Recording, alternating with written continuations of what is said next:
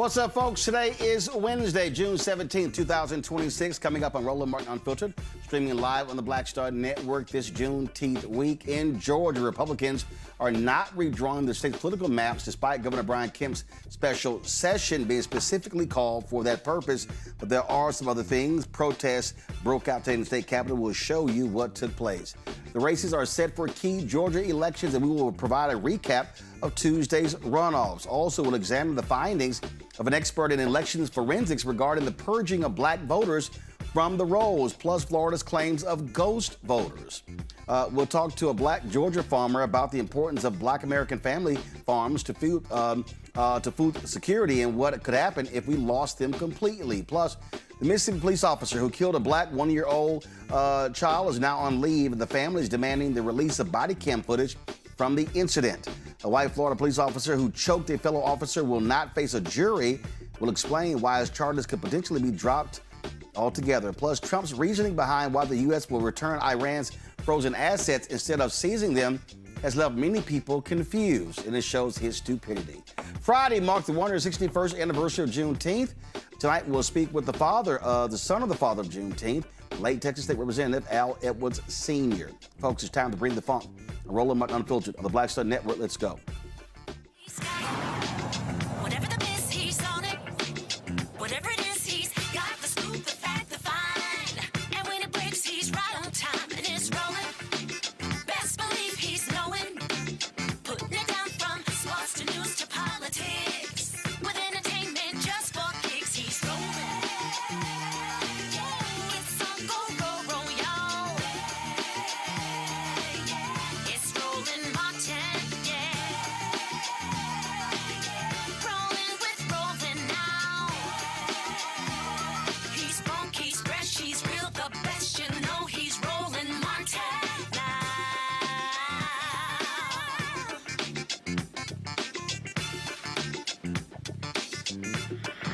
Martin.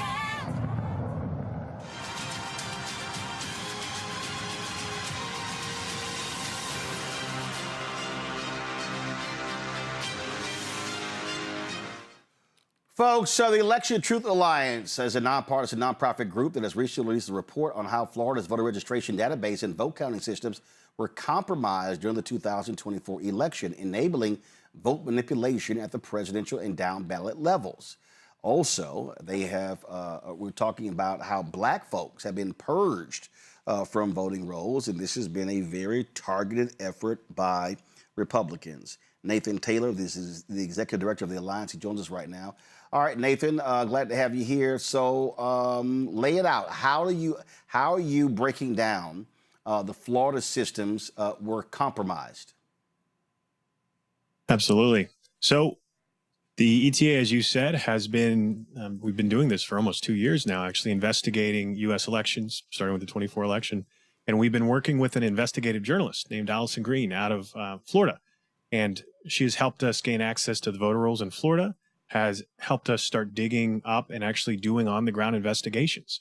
And as you mentioned, the concerns we are finding is that when looking at the voter registration for Florida and even some other states as well, we have started to find problems that could be created by could be a cause of purging voters. And we've also started to flag some concerns with the voting behavior. I think last time you had us on, we were talking about some other swing states we were investigating as well, such as Pennsylvania and North Carolina. So I'll lay it out real quick for you. The main concerns we've come up with now, as we've worked with Allison Green and we've been investigating, one of the counties is St. Lucie County, by the way. I've actually been on site in St. Lucie and been investigating, and we have plans to go back because we are building litigation in Florida for these problems we're finding. Problems that we are concerned are tied to the voting systems and the voter registration database that we're still using right now and we will be using in the next major election. Some of the things we've started finding. First and foremost, most people may not be aware, but in 2016 in Florida, I think 2 counties actually detected malware on their voter registration databases. One of those counties was St. Lucie, and that has been the focus of our investigations for the 24 election and up to date. Hold tight one second. Was the malware detected before the election or after the election? For 2016, it was detected after, There was an investigation. This malware was ultimately blamed on being a Russian-designed malware in the voter registration database for 2 counties at least. There was no evidence at the time, or the investigation said that they did not find it was used, but it was designed based on their statements. This was briefed to the White House. I believe the Department of Homeland Security and the CIA actually briefed this to the then president after the 2016 election. And this malware was designed to, and I quote, allow the targeting and purging of voters based on key demographics, such as being minority voters, and could purge up to, say, 10% of the active registered voters in a county.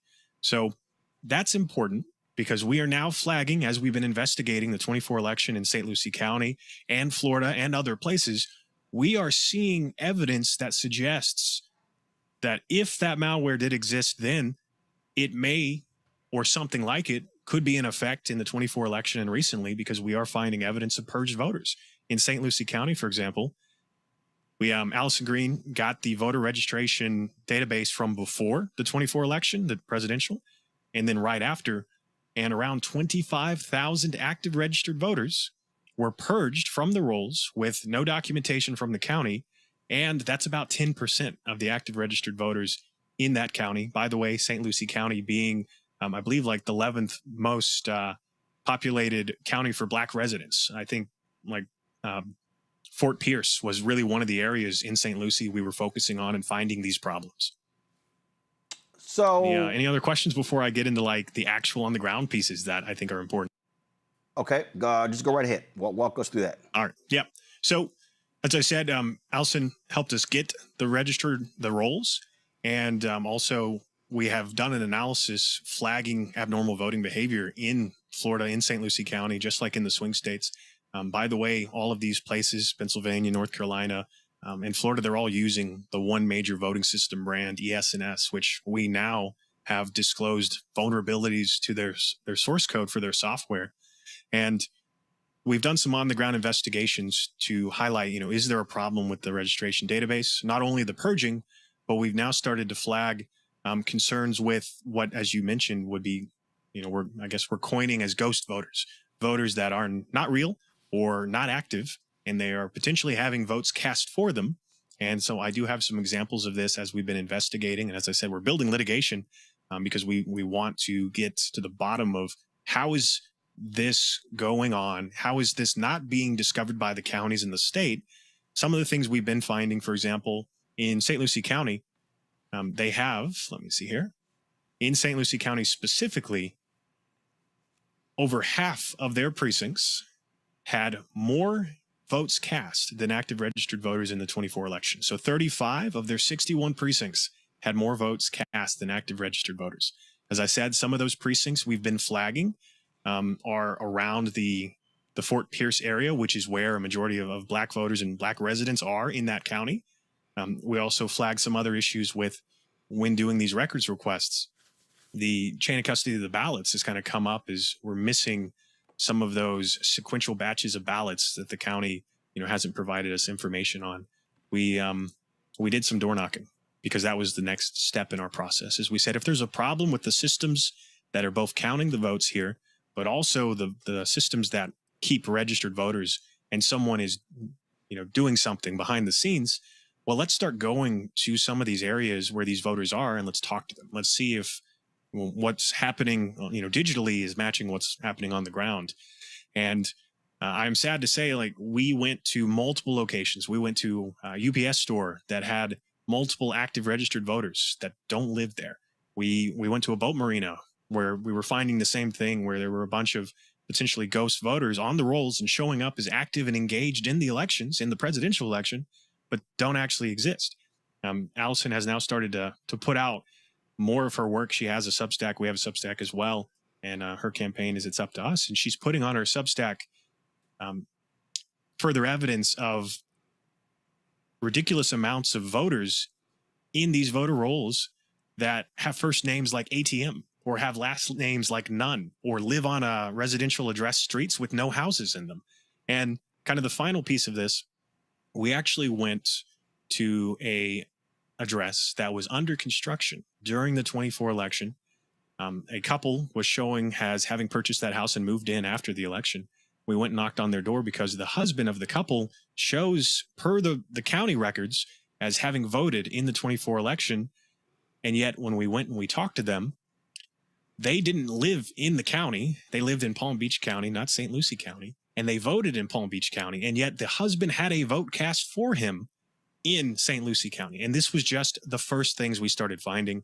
We've continued to dig and we've continued to flag these problems, and especially have started to raise concerns of the systems, as I said, that we're still using right now. Any response from the state of Florida? No, the county, which had provided us those records, due to records requests, which Allison Green has been working with, we really just kind of didn't get a investigation or a response. We're looking at how could we bring this forward litigation wise, and whose responsibility is it to actually do something about this? Because as we said, if this has been going on for at least one election, well, some of these problems mirror concerns raised in 2016 as well. And so I think there's been other individuals that have been investigating and doing this work, Greg Pallas being one, looking at like the purging of voters. And I'm concerned because, as I said, we're finding these problems in Florida, but we have started investigating similar concerns of illegal purging that could be, you could pull it off by compromising the databases. And we're finding some of those same problems across other states as well as we've continued to investigate. Questions for my panel. I'm going to bring them in. Robert Patillo. He is a civil rights attorney with the Patillo Law Firm out of Atlanta. Joy Cheney, founder of Joy Strategies out of D.C., and we'll be joined later by Rebecca Carruthers, President and CEO of Fair Elections Center out of D.C. Robert, you first. This is great work and great reporting that you're putting out there.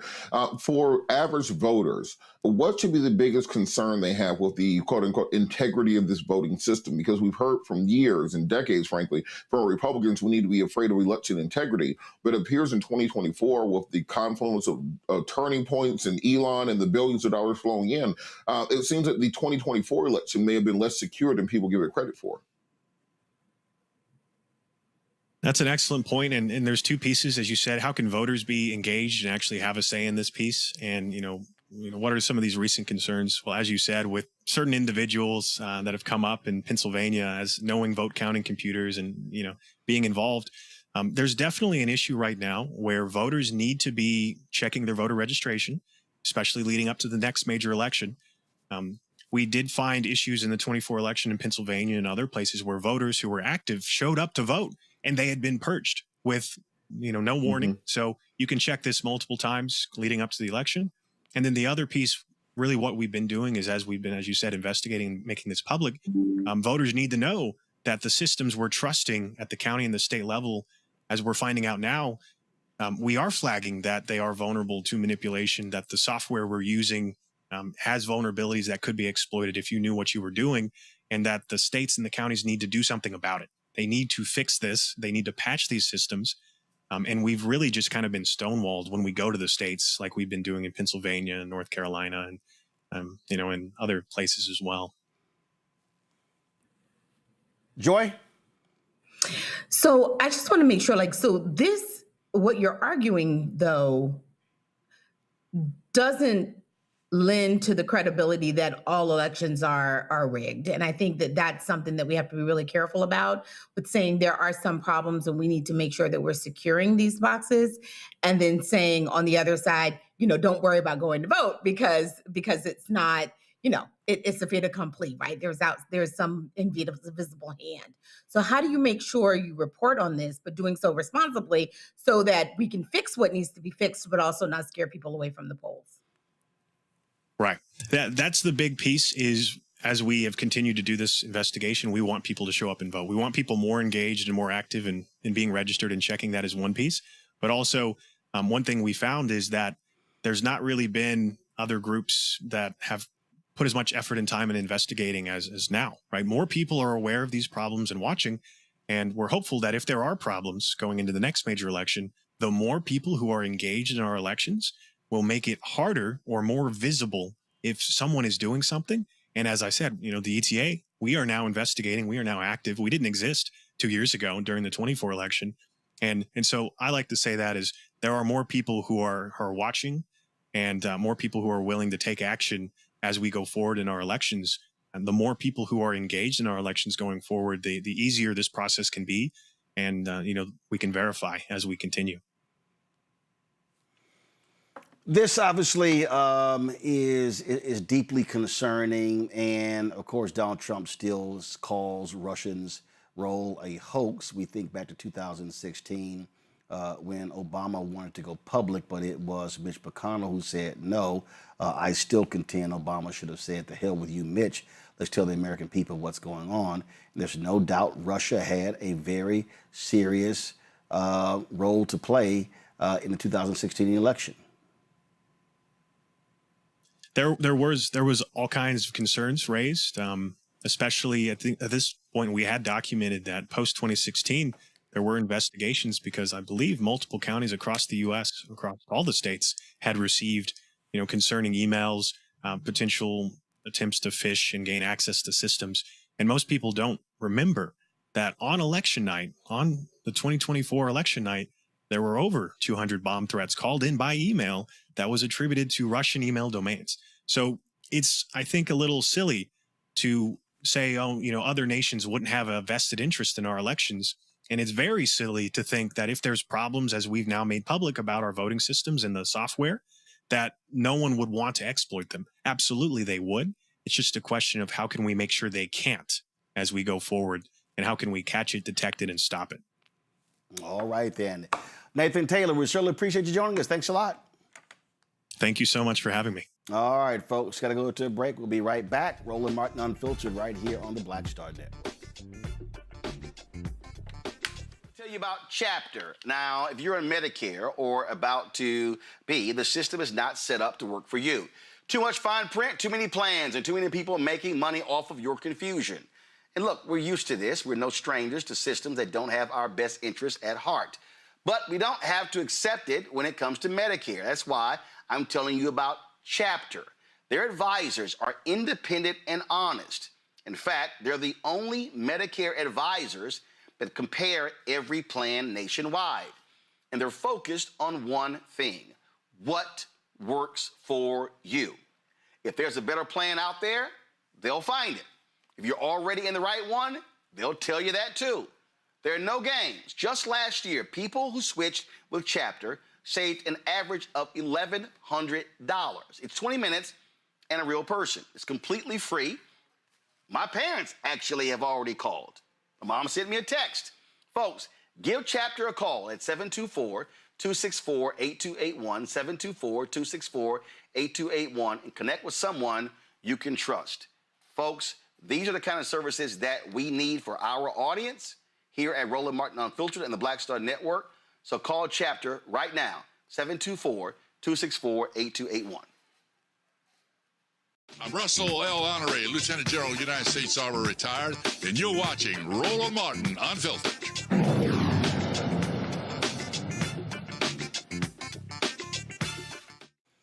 Folks, according to the Georgia Secretary of State, more than 1 million total votes have been cast in the primary runoffs. Several major races, including the Republican gubernatorial and U.S. Senate elections, were on the ballot. The results are in. Last night, Republican Rick Jackson will advance to the November general election with Democratic former Atlanta Mayor Keisha Lance Bottoms. It was Jackson who beat the lieutenant governor in Georgia, Burt Lance, to win that position. Donald Trump, as well as Brian Kemp, backed Lance over Jackson. Well, that did not help. But Jackson is a billionaire, and he's been self-funding his campaign in the United States Senate race. Hard right core Congressman Mike Collins advanced to the general election. He is going to face Democratic Senator John Ossoff. He beat out David Dooley, who was endorsed by, first of all, Collins was endorsed by Trump. Dooley was endorsed by Kemp, and so that's what happened there. On the Democratic side, in the Secretary of State's race, Judge Penny Brown Reynolds will face Tim Fleming for the office of Secretary of State. Fleming beat one of the most despicable individuals ever on the Republican side, Vernon Jones. Vernon Jones, of course, former county executive, county CEO, Vernon Jones, he was a Democrat, flipped to the Republican side. He's spent years kissing tons, and I mean tons, of MAGA ass. He's run for numerous positions. He ran for a state seat. That did not work. He ran for, again, Secretary of State. And this is Vernon right here. And so, Vernon, how did you enjoy that ass kicking you got? See, Vernon loves to talk trash on social media, loves to denigrate African Americans, don't agree with him.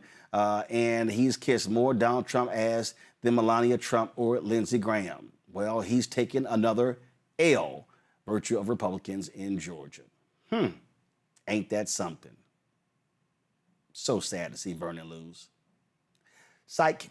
Amanda Hollowell and Jim Kingston will go head-to-head in Georgia's 1st Congressional District, while Sarita Smith will face Rick Allen in Georgia's 12th Congressional District.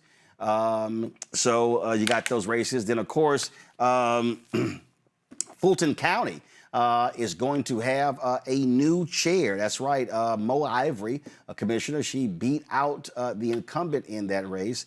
Let's talk about it. Robert, I'll start with you. Feel so sad for poor little Vernon.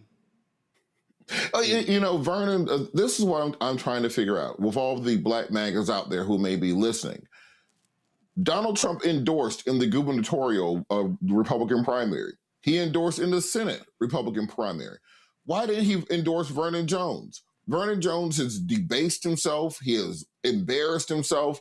He has become obsequious to a sycophantic extent when it comes to this Trump era. But Donald Trump, when it comes time to return the favor, to actually stand up and say he supports you, he never shows up for black folks who put their necks on the line for Donald Trump. And I think it should be instructive to black folks coming forward who may think maybe I'll get onto the MAGA team. Just look at Vernon Jones as a cautionary tale. And the guy he lost to, Tim Flemings.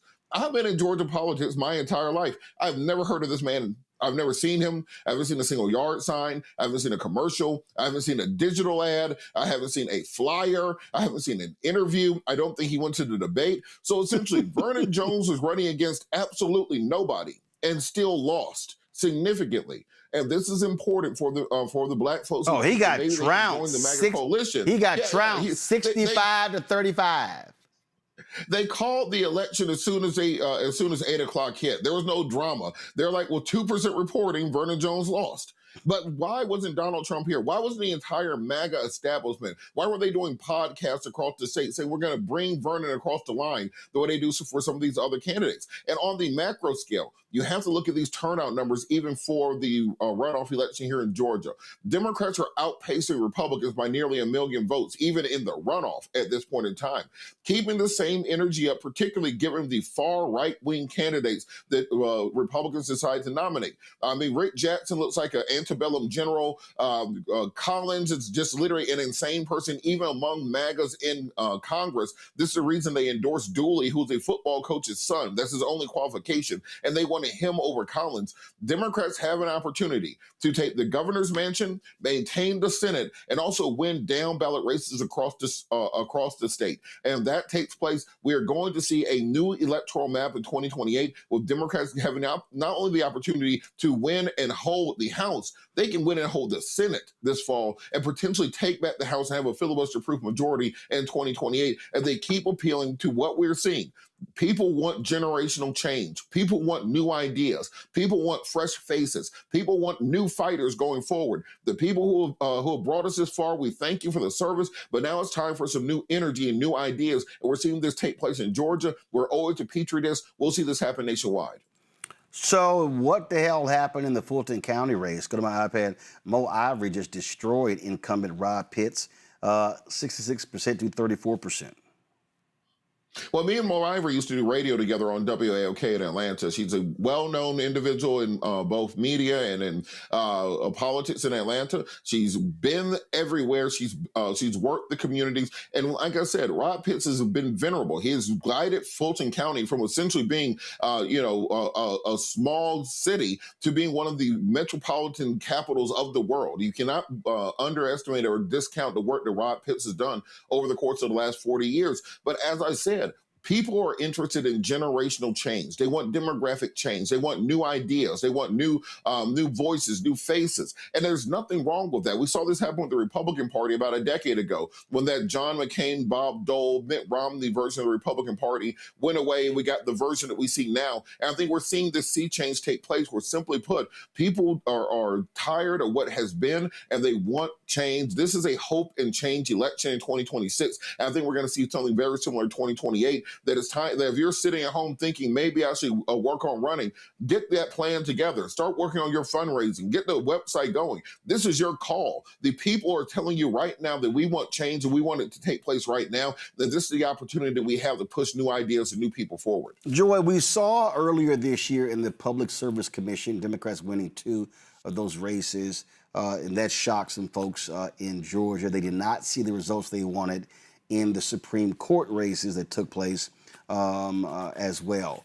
But what you're now dealing with this year is real simple. You look at, everybody keeps, some of these people in D.C., this is why I keep saying, totally ignore these fools in D.C. These people keep saying, oh, you can't make this election about Trump. Actually, you can. You can make it about Trump.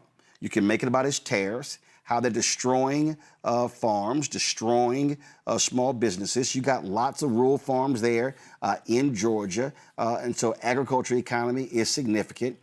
And so what you say is Trump did this, and Republicans on the federal and the state level follow right behind them and offered no pushback. That's how you tie those two together. And, you know, I disagree with a lot of people who keep saying, like all the people who keep saying Democrats are in disarray. They keep citing polls. First of all, those polls to me make no sense at all, because if you show me who's winning in these local races, Democrats are winning. Absolutely. Look, the Democratic Party may have some disarray, but the people who are Democrats are aligned, and they are of one mind.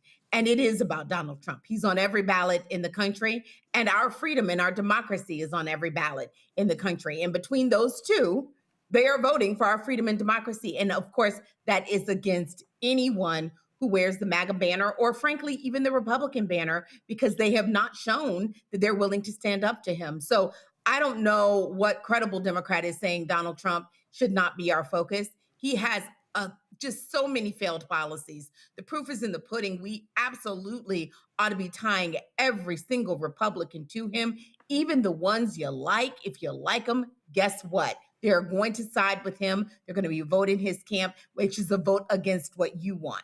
And the American people are not stupid. They are very clear about that. Let me just give a hat tip to Penny, who is running for Attorney General in Georgia. She is an example of not necessarily generational change, but just spirited change, a firebrand, brilliant woman who is going to be standing up. But she's a new face and a new name that people haven't seen. That's what they want to see. She can work across the aisle, but she also can fight for the people who sent her. Those are the types of people that they want to see running for them. It's not so much that they're Democrats, it's that they are going to fight for the American people. And in this case, we're talking about Georgia, the people of Georgia. That's what they're responding to. So yeah, Democratic Party, don't worry about them. We're on the ballot, and Donald Trump is who's against us.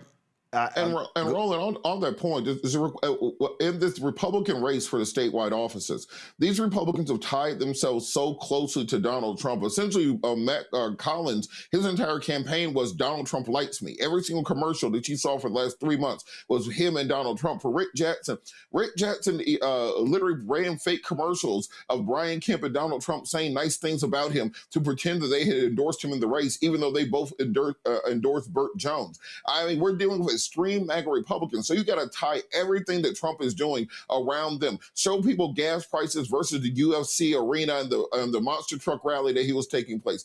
Show people what's going on with healthcare versus him resurfacing the pool at the White House. You have to hammer home that these millionaires and billionaires are only running for one particular reason, and that's to line their pockets. Elon Musk invested $250 million so he could become a trillionaire. What do you think the rest of these billionaires are doing? And you have to hang that around their neck. neck on a state and local level in order to start taking the country back. Rebecca, did not take Senator John Ossoff long to hit Representative Mike Collins. He wins last night. Ossoff drops this video last night. Watch. This is Mike. I'm a conservative, pro-life, pro-gun, pro-Trump, God-fearing, truck-driving outsider. Well, sorta. Let's see what's actually under the hood. Pro-Trump, America First trucker. Mike prides himself on his down-home, everyman bootstrap roots. I'm just a good old boy that's made a living in the trucking business. An outsider. Truth is, Mike took over his dad's trucking company and followed in his footsteps straight to Congress. His rich daddy, a former congressman and career politician himself, handed Mike the keys to a company with dozens of employees, making multimillionaire Mike richer, while real truckers did the actual work. Maybe that's why Trump likes him so much. Mike Collins, Mike Collins, Mike Collins. And it might be why in Congress, he's looked out for the richest 1% and big corporations instead of ordinary hard-working Georgians. Well, hello, New York! Like when he voted to double health insurance premiums for more than 1 million Georgians in order to give the wealthiest Americans and corporations another tax break. Or when he voted against releasing the Epstein files, covering for Trump and other powerful men. He even admitted Trump was in the files. Yeah, I'm sure he's in there. And it doesn't stop there. Mike's put his chief of staff, Brandon Phillips' girlfriend, on payroll for apparently no work and routed hundreds of thousands of your taxpayer dollars into Brandon's pocket. So what has Mike done for Georgian families and workers? People like you and me? A whole lot of nothing. From the grocery store to the gas pump, Mike has made life more expensive for all of us. He supported and voted to protect Trump's tariffs, fueling record inflation while cutting taxes for the ultra-rich. My fellow Americans, this is Liberation Day. You see, Mike's not a working trucker. He's a man who wrote his daddy's name from business to Congress. A politician who voted to hike our health care costs and defund rural hospitals so he could take care of billionaires and himself. A lackey who's in lockstep with all of Trump's chaos. So the next time your grocery bill climbs, you pay more to fuel your car, or your kid's school loses funding, you can thank Mike. Thanks, Mike. Great job you're doing. Well, that's the way you do it, Rebecca. So wait, let me get this straight, Roland. So when he campaigns, he grows out his hair and he has like a shag mullet. Is that what's happening? Because each time you showed him at a campaign rally, I saw mullet in the back. I'm out here working hard, driving trucks. I'm just, I forget the fact that my daddy handed me the business and forget the fact that I ain't driven the damn truck, other folks do it. But I'm just out here hard. I'm surprised he didn't go put some dirt on his hands and some grease. So, like, you know, even in the Midwest, especially when we would have the presidential candidates show up, and then all of a sudden you'll see all these ads or you'll see these direct mailers, and they're standing in the middle of a cornfield, just looking off in the distance like they're contemplating life. And what's crazy is no one just stands in the middle of a cornfield. That's not what happens in Nebraska. That's not what happens in Iowa. And so this is what's going on right now. People are hurt. We know inflation is high. We know unemployment is high, especially in Black communities. At a gut level, people know when they're being lied to. And one of the things that we routinely see is that there's a lot of things that's coming out this administration, especially around voting rights, to make it tougher for people to have their voices heard. And so what's interesting, you're looking at this type of, that's like a contrast ad. Where it's literally, well, no, it's not a contrast ad. It's a defining ad. And so when you run a campaign, part of the strategy is to define your opponent before your opponent has the opportunity to define themselves. And so just showing that he's more of a Wall Street guy than an actual Georgia guy, you know what, this might be very well effective because people know that they're hurting. They want answers. They want to hear from candidates that are actually being responsive with solutions. And, you know, we even see that with all of the movement that's happening in Georgia right now. We're even seeing that some of the Republican lawmakers in Georgia wanted to do some massive redistricting, eliminating many Black seats in Georgia. And then because of the public outcry, we're seeing that they're no longer going to do that for 2028. They were actually poised right now to do some heavy redistricting. And so, look, we need as many people as possible to pay attention, get active, hold your electeds accountable, because you can actually move things. You can actually make changes now, not just in November. We need people to show up in November, but right now you can start making change in your community. But that's a very effective ad. Turnout is going to be critically important, Robert. Ossoff announced that he and Lance Bottoms are going to be both running together, fully embracing her.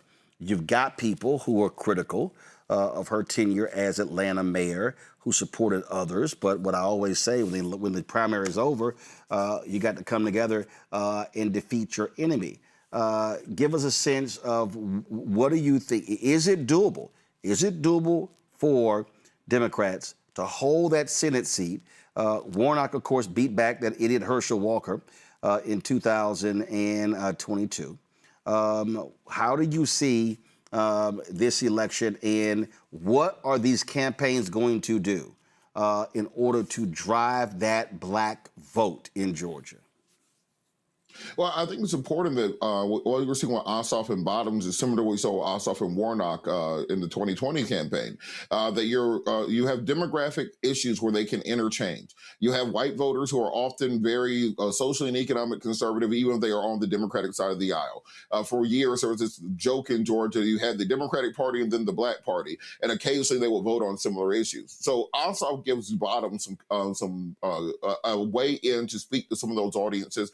She's very known within 285, but has to work on her name recognition, her campaigning outside of the city. Very often, Atlanta candidates carry a very Atlanta spirit with them when they travel to the rest of the state. I'm hoping Ossoff can help to open some of those doors for Bottoms and introduce her to some of those communities. At the same time, for Ossoff, look, you're going to have the population centers where African Americans are at turn out in 2020, 2012 numbers in order for to push him across the finish line. You're going to need Georgia, or you're going to need Atlanta, Macon, Savannah, Columbus, Albany, Fort Valley, Augusta, Athens. You need them turning out in massive numbers. And Keisha Lance Bottoms has rock star energy in many of these locations. She's able to draw crowds. She has a magnetic personality. She has a great smile. She has wonderful policies. She has the resume that is needed that appeals to those audiences. So when you're bringing John Ossoff along with you, you're ginning up enthusiasm around him and introducing him to communities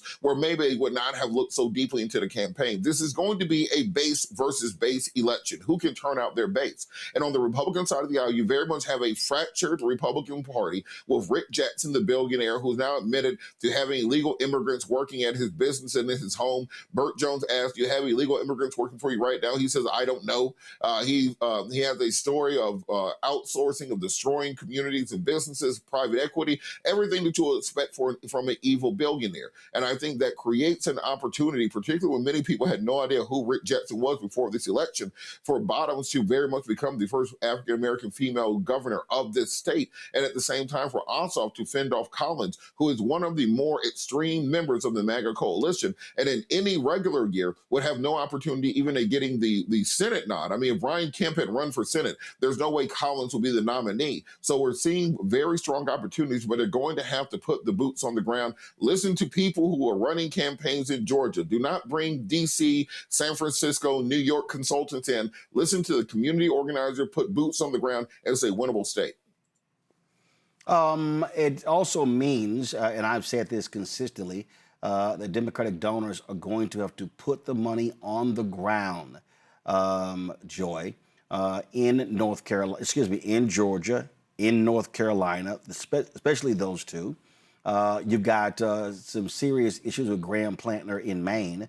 That's a critical state for them to win. You've got concerns in Iowa. They're not happy with the Republicans, especially those farmers. You got the Senate race in Alaska. You, of course, got the Texas race, Tallarico versus the corrupt Attorney General Ken Paxton. And then you also potentially might have Florida. But what it's going to take, it is going to take, frankly, candidates ignoring these white consultants, these largely white male consultants, and not try to put all your money into television. It's going to have to be strongly digital, but also on the ground. Absolutely.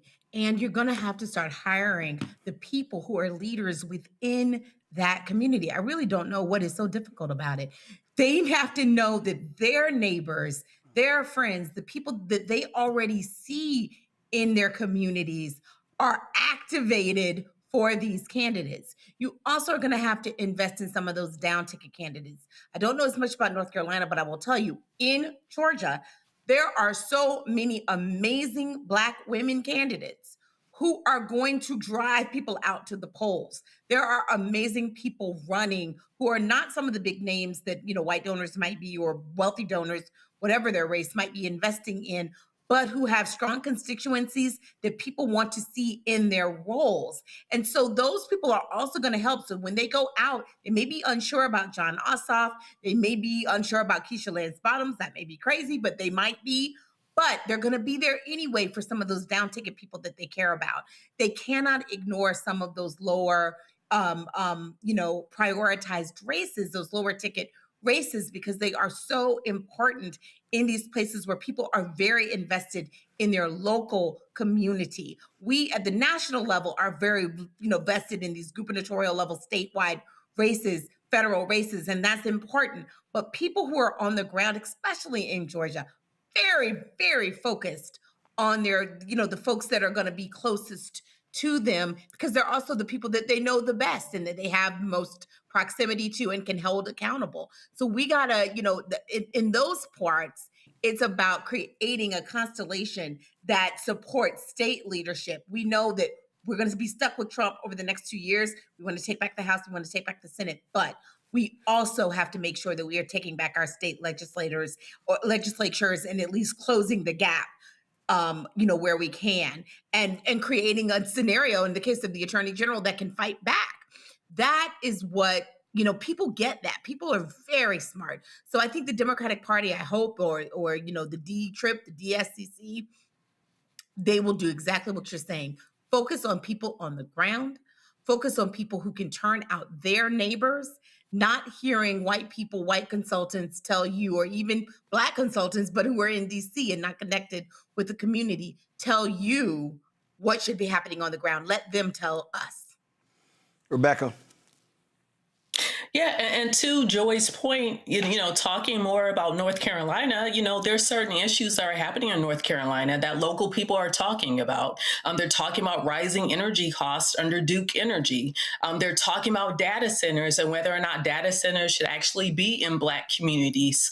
And they're also talking about voting rights. People have to understand that when the governor's seat, the lieutenant governor's seat, when the Secretary of State seat became Democratic, we saw that the supermajority in the state legislature decided that they were going to put the state board of elections and all of the county board of elections under the state auditors. Under the auspices of the state auditor's office. Tell me how that makes sense, that it wouldn't be under the governor or it wouldn't be under the Secretary of State's office, but those seats are currently being held by Democrats versus the auditor is being held by a Republican. And so we're even hearing in Guilford County, or actually, in Jackson County, where Asheville, North Carolina is, Republican Board of Election members said that they were getting pressure from the state auditors to close down early voting centers, early polling locations on college campuses. And so we are hearing from people on the ground, and we're hearing about some of the issues that they care about. And so for any candidate, for anyone, you have to listen to what people, like what Joy said, you have to listen to what people on the ground are talking about, what they're saying. And in North Carolina, they're concerned about their rights. Absolutely. All right, folks, got to go to a break. Let's do this here. Let's continue talking about what Georgia did with these Republicans when it comes to the redrawing of state lines. Now, Robert, the thing here is that protests were taking place today. There were folks who were in the state capitol. Y'all rolled that video. And what you see, there was even one point where folks were, as Republicans were talking at the microphone, they were chanting Black Voters Matter. Roll this, turn the audio up.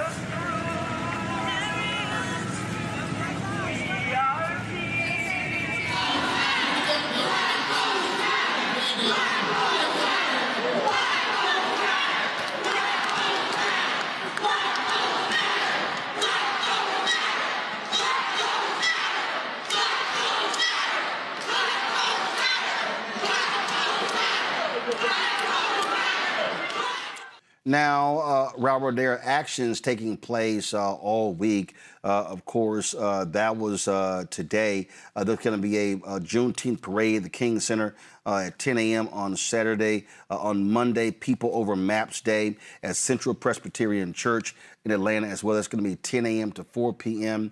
All of this is coming out, of course, all roads lead to the South when we were there in Montgomery last month. And bottom line is this here. This is the type of pressure that one important raises attention. You're able to collect data, and it's about turning people out in November. Now, the Republican Speaker of the House, they still are trying to work through something. So it's not guaranteed that they will hold off on redrawing maps, because what they were talking about doing is targeting 2 black districts and up to 25 state seats. And Roland, I think that the important point that you're making is the idea of bringing attention to this. Look, right now in Atlanta, the World Cup is going on. You have festivals. It's the summertime. People are not paying attention to politics right now. And that's why it's crucial for us, the people who do know, as my professor Johnny Wilson would say, the ability to translate the original language to the ordinary language is the idea of you being out in these streets, making sure people know what is going on. What these Republicans are attempting to do is that under the cover of darkness, while people are not paying attention to the political process, changing the way that we vote fundamentally, essentially rigging the rules of the game to make it easier for them to win.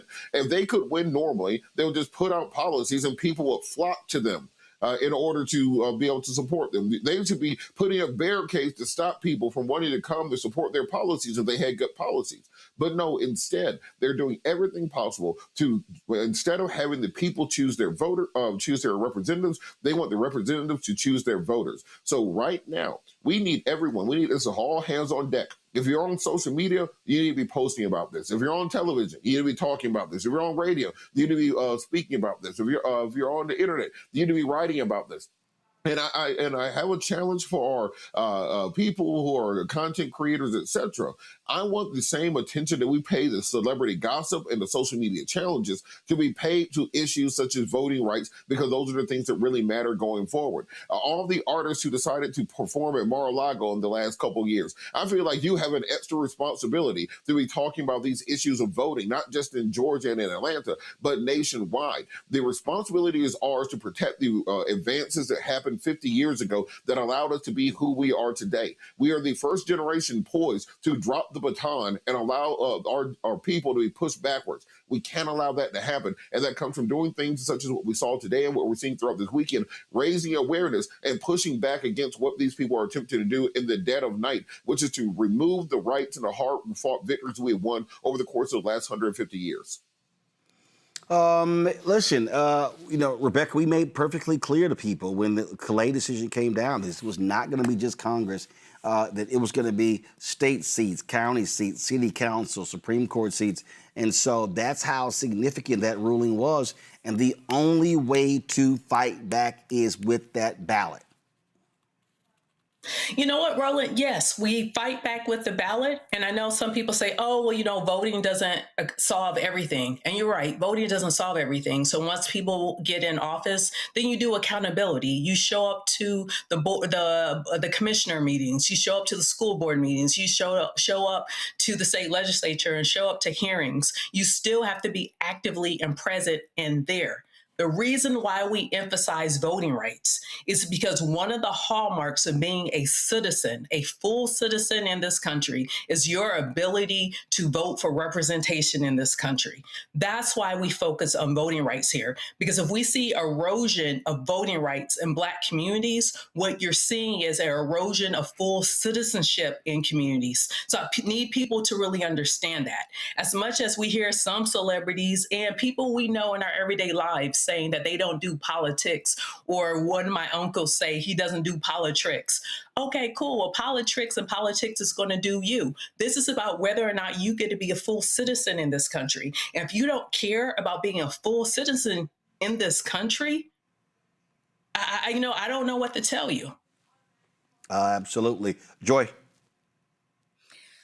I mean, Rebecca and Robert are absolutely correct. I mean, at the end of the day, we also need all of our groups. And Roland, you talk about this a lot. I do too.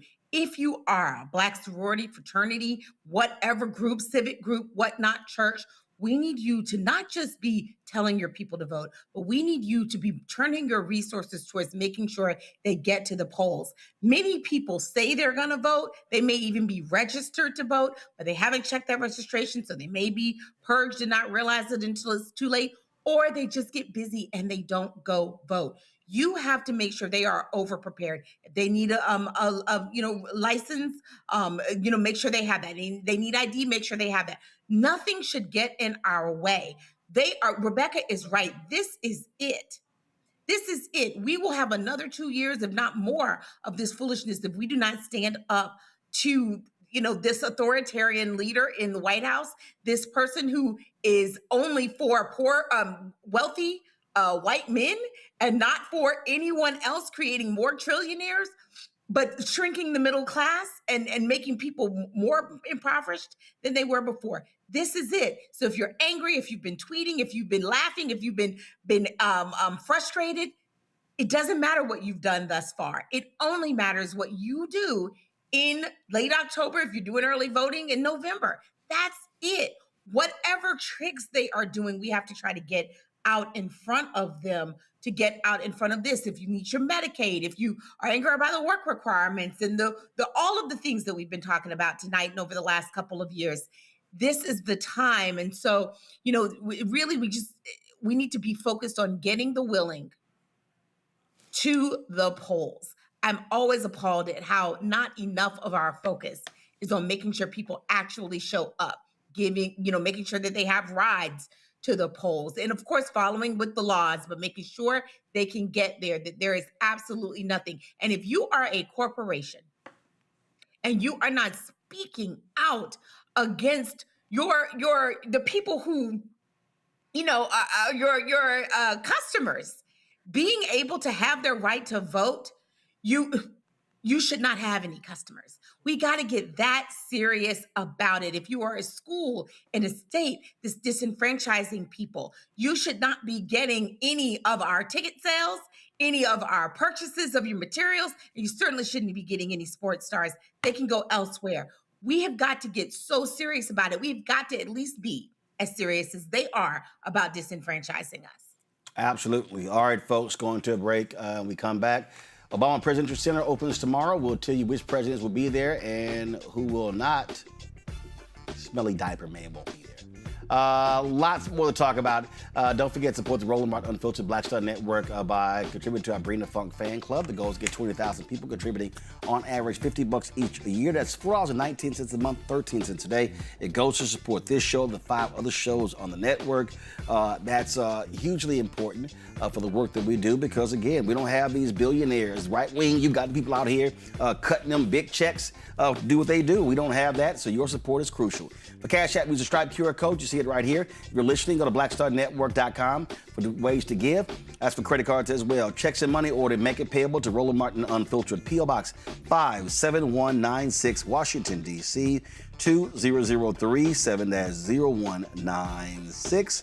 PayPal, R. Martin Unfiltered, Venmo, RM Unfiltered, Zelle, Roland at RolandSMartin.com, Roland at RolandMartinUnfiltered.com. We'll be right back. Folks, let me tell you about Chapter. Now, if you're on Medicare or about to be, the system is not set up to work for you. Too much fine print, too many plans, and too many people making money off of your confusion. And look, we're used to this. We're no strangers to systems that don't have our best interests at heart. But we don't have to accept it when it comes to Medicare. That's why I'm telling you about Chapter. Their advisors are independent and honest. In fact, they're the only Medicare advisors that compare every plan nationwide. And they're focused on one thing: what works for you. If there's a better plan out there, they'll find it. If you're already in the right one, they'll tell you that too. There are no games. Just last year, people who switched with Chapter saved an average of $1,100. It's 20 minutes and a real person. It's completely free. My parents actually have already called. My mom sent me a text. Folks, give Chapter a call at 724-264-8281, 724-264-8281, and connect with someone you can trust. Folks, these are the kind of services that we need for our audience here at Roland Martin Unfiltered and the Black Star Network. So call Chapter right now, 724-264-8281. Hey, yo, what's up? This is Mr. Dalvin right here. What's up? This is KC. Sitting here representing the Jodeci. That's Jodeci. Right here on Roland Martin Unfiltered.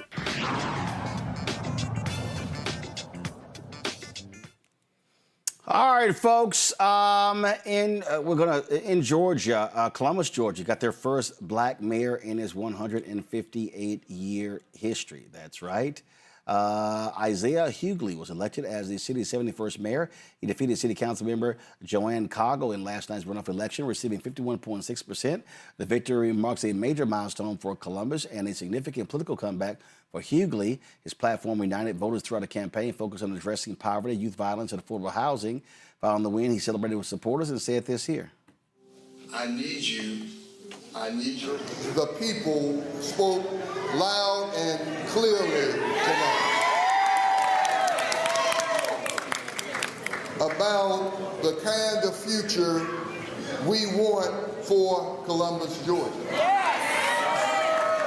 And what we want is not what we've been getting. Columbus, are you ready for change? Columbus, are you ready for unity? Are you ready to move Columbus, Georgia beyond the chaos? Are you ready to move this city beyond the divide? Are you ready to move this city beyond the lies, the misinformation, the lack of civility, the lack of dignity and respect for our employees and our citizens? The lack of dignity must cease. Are you ready to support Isaiah Hughley as the next mayor, the 71st mayor of Columbus, Georgia? Folks, this is a political comeback for him. He was fired as Columbus city manager after more than 4 decades in the city government. Man, that tells you a whole lot right there. So congratulations to Isaiah Hughley. All right, folks. We talk about, earlier I said about Georgia, how farming is a huge part of Georgia's economy, especially when it comes to rural folks. And guess what?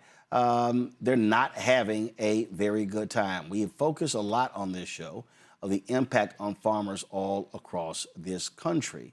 Now, according to Farm Aid, at the turn of the 20th century, black farmers own approximately 16 to 19 million acres of land, which accounted for roughly 1.8% of the nation's total farmland to 1910. In the present day, it has dropped to less than 3 million acres, representing 0.3% of the farmland. When I was talking to John Boyd, he talked about how bankruptcies and rising prices are contributing to this, as the decline of estimated of loss of land has cost black farmers and their families more than $326 billion in lost wealth. And so you still see what's going on. You're talking about economic stability is critically important. All these things are important. Wayne Swanson Jr. Swanson Family Farms, he is committed to ensuring that his farm remains within his family. He joins us now from Atlanta. Wayne, glad to have you here. We've talked to John. We've talked to people in Mound Bayou, and others. And the reality is what is happening with the fertilizer prices, Donald Trump's tariffs. We saw this the first time he was there. It is causing significant harm. And not only that, you're also trying to beat back these corporate interests who also want to demolish these family farms. Yes, sir. Thanks for having me, Roland. You're talking about the input crisis that we're going through right now. Most farms and most agricultural enterprises, the cost to operate is far exceeding the profits. And so how are y'all uniting and working together to help one another? Well, one is making sure that we all have access to markets, sharing access to marketing, and then making sure that we are sharing with customers how to reach us directly.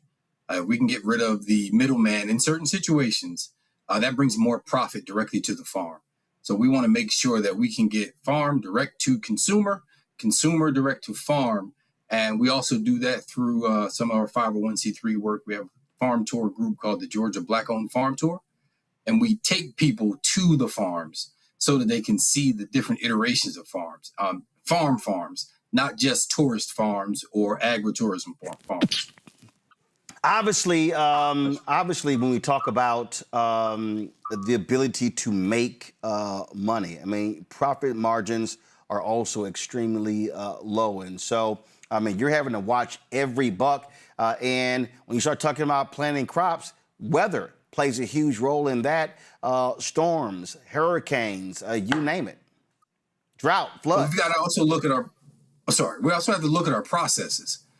So I am what we call a regenerative farmer. So I don't believe in bare soil. I want to make sure that there's something covering the ground. We call those cover crops. I graze cover crops. If I have friends that are planting, I have a friend, Julius Tillery of Black Cotton US. He's a 5th generation cotton grower. He's now instituting cover crops. So it's less diesel, it's less work. And then you have a value added product that can go on when you're not harvesting. So we have to think differently. We cannot think the way the farmers of the 40s and 50s have thought. And that's what happened is everybody got used to the subsidies, the commodities, and they got stuck. And those people never learned how to do a balance sheet. They never learned about average cost of goods sold. They don't know how to market. And it became a bottleneck. And we're here to say that we can farm as a business the way other businesses do. We just need to sit down and do some spreadsheets and get some training. That's talking about moving to the 21st century. Resources are critically important as well. And we've seen that black farmers have been fighting tooth and nail with USDA to get resources. Yeah, sometimes you got to go around them. Sometimes you have to find a farmer that is doing what you want to do and sit with them for a while. Sometimes you have to go to groups that aren't grant dependent. We know that it's important to get those tax dollars back, but there are some farms out here, black-owned farms, that are not government dependent. My grandfather was one of them. He just always told me, why do you trust them? I get it that we can, but there's a lot more farmers, black farmers that have land that don't register with the USDA. They're coming along. But my 80-year-old dad, this is the first year, last year was the first year that he took anything from the NRCS. And I had to convince him to do that. We just want some buckwheat as cover crop. But there are a lot of farms who don't, and they congregate together and make sure that they have what's needed and make sure that the market is ready for them and that they can get to the market. Questions from our panel. I'll start with you, Joy. Okay, can you hear me? Yeah, we got you. Yes. Yeah, sorry about that. How are black farmers partnering, if at all, with white farmers who are having, the same sort of reaction and issues? I mean, of course, it's deeper for us to what Trump has been doing. Has there been any coming together, as many of them have been affected and have been very angry by the actions of the president? I think those who want to come together can. I can give you my example. I have a lease at my processing facility, which keeps me from driving. I think I put 300,000 miles on a 5-year car. It keeps me from driving from field to the processor. I have a lease with them. They're a legacy white family. They own the processing facility, but I bring them consistent animals to process, so they know that there's going to be some dollars there. And we're having conversations in community. I went to their county commissioners meeting and talked about wanting to put a facility in that town. So that got me in touch with the development authority. Now I'm talking and working with the development authority. It's there. I won't work with somebody who is, don't want to work with me. But if you want to work with me, I'm here to work with you. Robert. Hey, Wayne, how you doing? Hey, Tio, how you doing, man? Good to see you. Doing great. Good to see you. So, back when I ran the Black Farmers Initiative for Rainbow Push, we talked all the time on some of the calls about the work that the federal government could do to help open markets for Black farmers. Now, clearly, the administrations have changed. There are different priorities with the new administration when it comes to Black farmers. But I think the issue of opening markets, particularly in Black communities, to Black farmers still exists.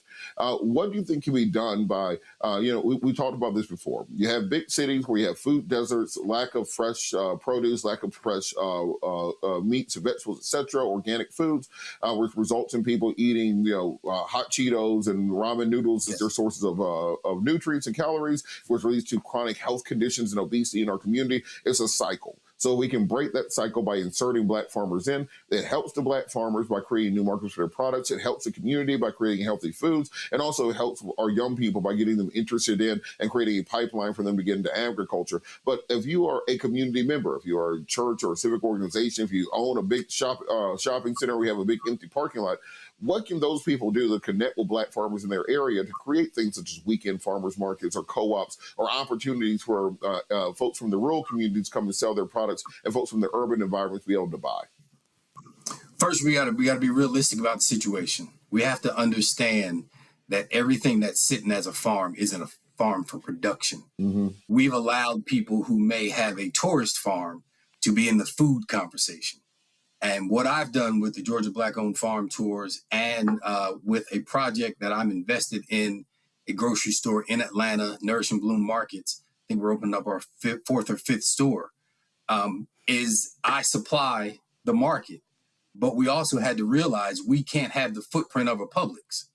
We have to be realistic about what processing looks like for Black farmers. We can't wish it away. I had to put some money up. I had to invest. And then I had to look at it and say, well, look, we can't be the size of Publix, but give me 2 aisles. Give me 2 freezers. And let's start there and then direct our people. Our people are starving to buy from us. We just have to sit down and develop a mechanism that we can get farm products from the farm to the market in regular intervals. And then we have to train the customers to understand if it's real, it can't always be on the shelf. If it's real. If you want real food, it can't always be in stock. It has to be a season. There's going to have to be something that's out because we've got to grow some things. And once people start to grasp that, now we can do something. Now we can feed you because now you're eating staple foods.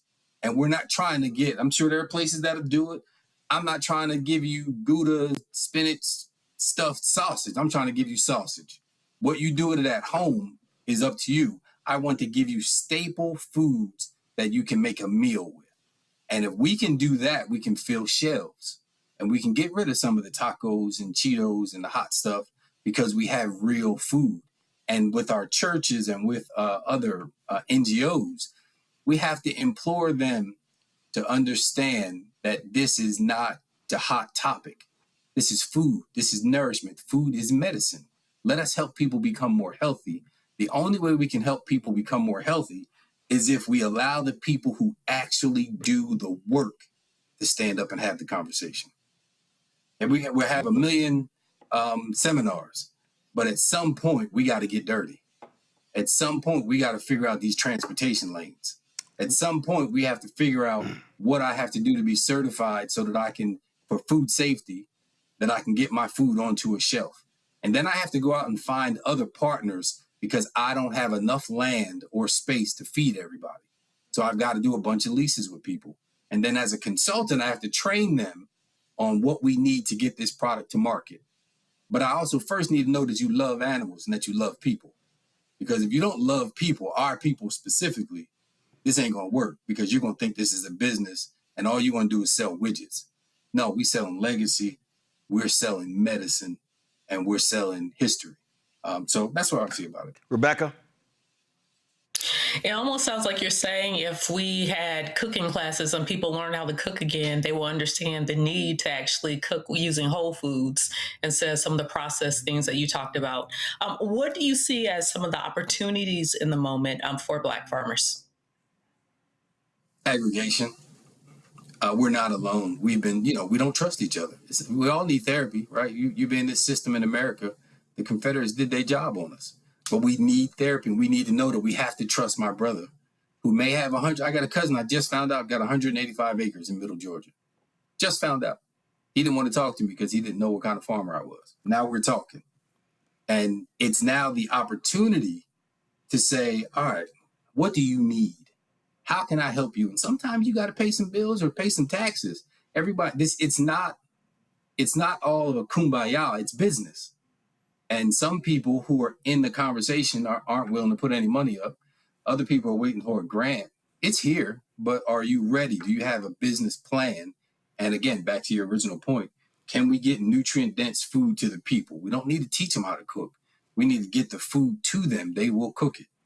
The food is the issue, not the cooking of it. How they decide to cook it is totally up to them. We just need to get them the food so they can start working with the food. And secondary, we need to get them growing something at home so they can be a part of that process. They don't have to grow enough to feed their families. We just want them to grow enough to supplement the staple food items. Grow a couple of tomatoes so that you can make a hamburger and slice the tomato. Grow some salad so you can make a salad along with whatever you're eating at the grocery. Just get that little bit of initiative changes your palate. Another thing we do at one of the schools that I support, Chattahoochee Hills Charter Schools, we'll shout out headmaster, the principal, Patrick Muhammad, the principal farmer. They're having taste. So they got the whole campus is edible. So now we're changing the children's palate. So instead of it all being Cheetos, we let them test the blueberries. We let them taste the lemon balm. We make sure that they have these experiences. We don't have to hit a home run. We can win the game with singles. But we have to take steps. Got it. If people want to reach out to you to learn more about what you're doing and how they can also do what you talk about, where should they go? Swanson Family Farm, LLC.com. You can Google Farmer Wayne, Swanson Family Farm, Instagram, TikTok, all the socials, Swanson Family Farm. All right. Wayne, we appreciate it. Thanks a lot. Thank you. Folks, going to a break. We come back. We'll talk about the story of Mississippi, where protests are taking place after a 1-year-old was shot by cops in an alleged shoplifting incident. You're watching Roland Martin Unfiltered on the Black Star Network.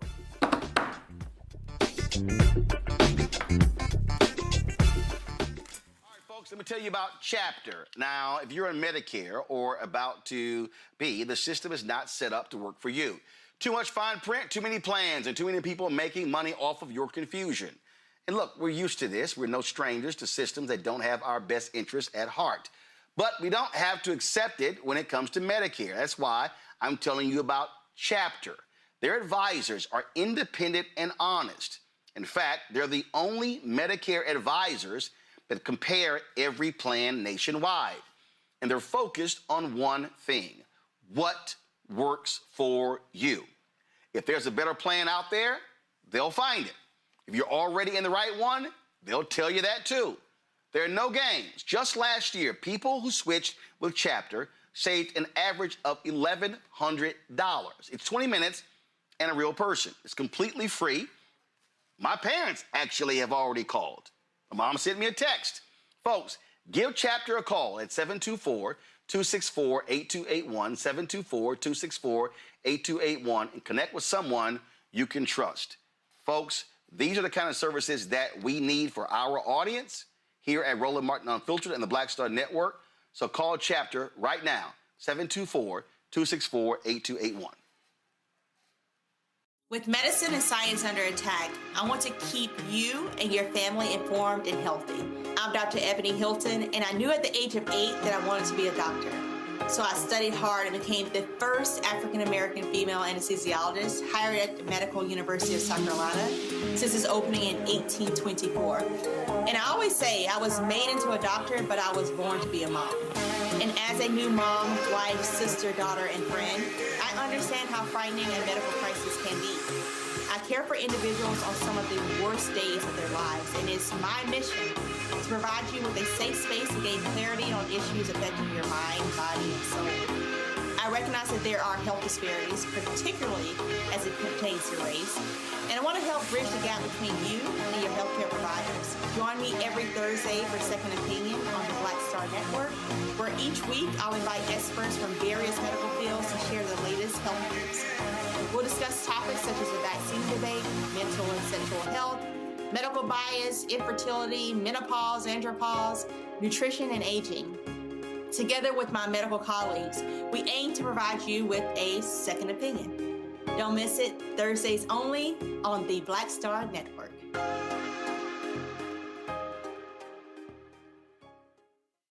Hello, I'm Jamia Pugh. I am from Coatesville, Pennsylvania, just an hour right outside of Philadelphia. My name is Jasmine Pugh. I'm also from Coatesville, Pennsylvania. You are watching Roland Martin Unfiltered. Stay right here.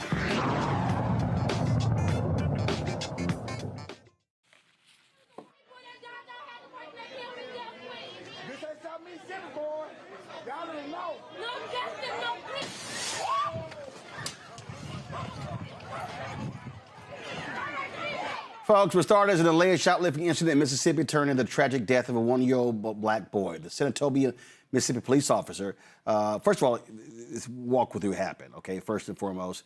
Cops were called and allegation that someone was shoplifting. Cops show up. They see two adults walking out with a child. They get into a car. All of a sudden, cops fire into the car. Now, the woman in the car is saying there's a child inside. Doesn't matter. The cops still fire. As a result, this one-year-old kid, I mean, just beyond tragic, is shot and killed, who's in the car. As a result, protests have been taking place since then for Cohen Wiley. That's the young man right there. That cop involved is now on leave. And again, this took place on Sunday, June 14th.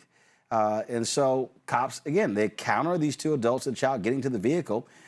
Mississippi Bureau of Investigation said the driver then drove in the direction of the officers, nearly striking one of them. That's when an officer fired his weapon and the vehicle fled the scene. The vehicle later arrived at a local hospital where Wiley was pronounced dead. Another person in the car suffered critical injuries. The mother of Alicia Wiley claimed she showed officers her one-year-old was in the car just moments before the officer fired shots, killing her. Cohen's family is calling for Wiley's family is calling for the release of the officer's body cam video and the Walmart surveillance video. Here is an interview with the mother that Ben Crump posted on social media. Marcus Keith. Valicia Wiley. Valicia Wiley lost her son to the negligence of law enforcement in Senatobia, Mississippi. Can you please tell what happened? It was me, my son, and another friend of mine who was at Walmart. As we was leaving out the Walmart, they tried to stop her, but I kept walking because it had nothing to do with me. By the time me and my baby got in the car, she came, and then when we was backing up, they was running out the come. I raised my baby up because they withdrawed their gun. She had no tent. I raised my baby up trying to show them that he was in the car. So she was backing up and she hit a car. As I was opening the door, so the door flew back in. By the time I sat my baby down, it was like 3 to 4 shots. One of the shots hit him in his rib cage, and the other shots hit her in her arm and her thigh. And we left and went to Senatobia Hospital where he was pronounced dead at the scene. And they told me I wasn't going to be able to see him until he get back from Jackson.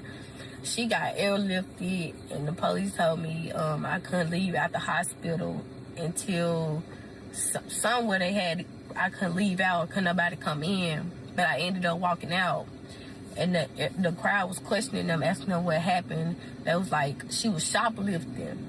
But the passenger, it was me. They wasn't talking about me, they was talking about the driver.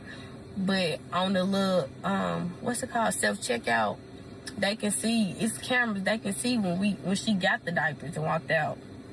But yeah, they tried to say that she forcefully was trying to drive and hit them, but they was all on the right side, and she was driving towards the left. They just personally just shot in the car. Did they try to charge you with anything? No, they didn't charge me. They ain't charged me with nothing. They just let me go. And they didn't say nothing. They just kept telling the crowd that they was shoplifting. But I don't know if they found anything because there's nothing to find. Okay. Folks, Ben Crump, the family attorney, is going to be joining us at 7:45. Go to my panel here, Robert. This is, it is still perplexing to me. If Walmart calls the cops, they say someone allegedly shoplifting. And then here we go again, reminds me of what happened in Minneapolis. Oh, the car was charging at the officer, and then the officers began shooting. Even though the officers observed the adults coming out and a child was with them, what I don't understand is, why would you shoot at the car? All you gotta do is follow the car. And this is part of the reason that we don't see these things happen in other countries, because other countries don't give every police officer a car or a gun. Normally, you have to be part of a special unit in order to have a gun in other countries, where you give literally anybody who doesn't even need to take college courses in some cases a gun. You have things like this happen. This is clearly wildly negligent what officers did. This is wildly inappropriate to fire into a vehicle not knowing who is in it or what is in it. The first thing they teach you when you go to the shooting range, for example, they tell you don't point your gun at anything unless you want to kill or destroy it. Assume that anything you're aiming at, there's something behind it. This is the basics of guns 101 were violated in this situation, and my heart goes out to the family, my heart goes out to the community. But we have to change the way that we police Black communities. You can steal an aircraft carrier and they won't shoot at you, but if you are shoplifting diapers at Walmart, you get shot by the cops. Think about the folks on January 6th who were able to raid the entirety of the White House with impunity and got pardons, but this is the way we police Black communities. This is why we have to go back to President Obama's 21st century framework on law enforcement and go back to this idea, not this Trump law and order ideology, but on this idea of going back to community-based policing and actually having restorative justice ideas. So instead of shooting at somebody over diapers, you're actually able to, one, protect the store and their property, but also protect life and enforce the law without having to escalate situations. I'll tell you what, Rebecca, the protests have been consistent. Police officers have pulled out gas as well. Y'all can show some of that video, please. And folks there, they want answers. Rebecca? You know, Roland, we've talked about this for years. And I made it clear definitely what my position is when it comes to so-called law enforcement in this country. If we're looking for law enforcement to respond to behavioral health crises, law enforcement isn't appropriate for that. If we're looking for law enforcement to respond to shoplifting, assuming that shoplifting, we know shoplifting didn't occur here. Here's the thing. You have detectives who can do that. I mean, they have video footage. I mean, we're so we're such a surveillance state in this country. There's cameras everywhere, right? They have a camera of her, of the driver at the checkout lane. There's cameras outside of Walmart. There's cameras on the way to her home in Mississippi, because there's so many cameras everywhere in this country. So then you assign it to a detective to then go look at the license plate, show up at her house, ask the questions, you know, and then she shows the proof of purchase. Okay, great. But this idea of even policing in Black communities, like, Robert, I hear you, but this isn't working. This isn't working. We know why we have police departments in this country. They were former slave catchers. You know, even when we see ICE in modern times, it's almost like slave catchers, watching them round up so-called immigrants, so-called vermin and illegal aliens in this country. That's modern slave catching that we're watching. There's no reform. I mean, it's not just that they shot a 1-year-old child, they shot a baby. They shot a baby. They saw that there was a baby in that car and they shot a baby. They shot to kill and they killed. They killed a baby. Where is Walmart? What is Walmart saying? This is their store, right?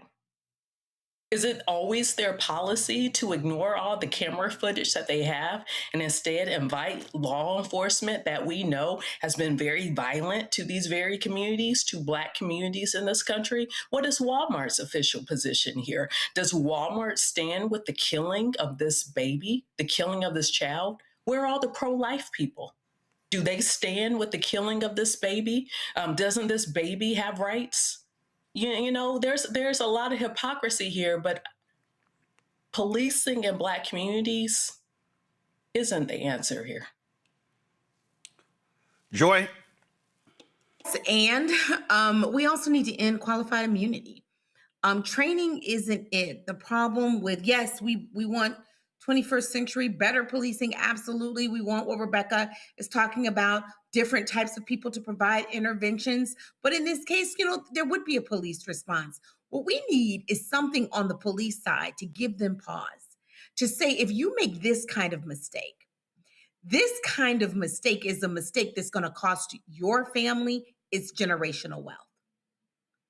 It's going to cost the community, not just them, but you are going to be asking people in your community. We're going to want to know, why did you do that? You're not going to be able to go to your church and be comfortable. Your family, your children are going to have people asking questions. You may not have the resources. Your wife is going to be saying, hey, be careful. Don't be quick on the trigger because we want to send little Jimmy to college. That's the kind of thing that we need. No profession. You can just behave irresponsibly and assume that you'll get away with it. Or, you may lose your job. You may move a town over, but the taxpayers will defray the cost. As long as you don't do something completely outside of it, you won't have a criminal charge. And even if you do, chances are there won't be a conviction. That's how the police are almost running roughshod and lawless. They are a modern day slave catcher, to Rebecca's point. We have to figure out, that's something we have not tried. We have got to figure out a way to change the thought process of these people. It's not training. They can't be trained enough because unfortunately we have a sense of lawlessness and there are no consequences. So it doesn't matter what the officer is, black, white, they may love black people, but they don't care about us. They may say they do, but they don't care about us. They have they can do whatever they want. That has got to end. Because without that, we'll never have trust in policing. Without that, people, of course, are going to run. Without that, we can't even, if you're a business, you can't even trust that you can call the cops and they're going to have a reasonable response. We also have to accept that if these people were white, the response would have been different. I don't care what race the cop was. The response would have been different. We care more about white people, especially a white woman with a baby. There's no way they would have done this. This is the kind of thing they do to black people because they do not value our lives. And so if my white friends or anybody out there who's wondering why we say Black Lives Matter, it's because at times like this, it's clear that they do not. Well, again, about 15 minutes, we'll be hearing from Ben Crump, who is the attorney for the family. Let's go to a break. We'll be right back. Roland Martin Unfiltered on the Black Star Net. All right, folks, let me tell you about Chapter. Now, if you're on Medicare or about to be, the system is not set up to work for you. Too much fine print, too many plans, and too many people making money off of your confusion. And look, we're used to this. We're no strangers to systems that don't have our best interests at heart. But we don't have to accept it when it comes to Medicare. That's why I'm telling you about Chapter. Their advisors are independent and honest. In fact, they're the only Medicare advisors that compare every plan nationwide. And they're focused on one thing: what works for you. If there's a better plan out there, they'll find it. If you're already in the right one, they'll tell you that too. There are no games. Just last year, people who switched with Chapter saved an average of $1,100. It's 20 minutes and a real person. It's completely free. My parents actually have already called. My mom sent me a text. Folks, give Chapter a call at 724-264-8281, 724-264-8281, and connect with someone you can trust. Folks, these are the kind of services that we need for our audience here at Roland Martin Unfiltered and the Black Star Network. So call Chapter right now, 724-264-8281. How you doing? My name is Mark Curry, and you're watching Roland Martin Unfiltered. Deep into it, like pasteurized milk without the 2%. We getting deep. You want to turn that shit off? We doing an interview, motherfucker.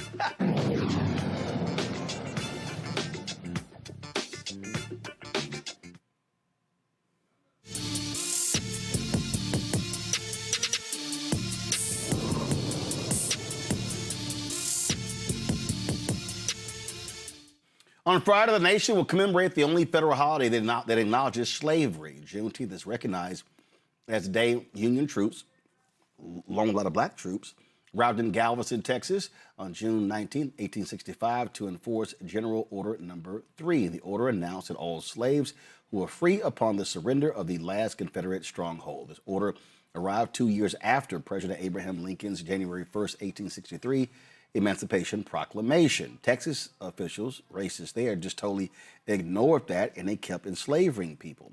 The official end of slavery in America came 6 months after that, on December 6, 1865, with the ratification of the 13th Amendment.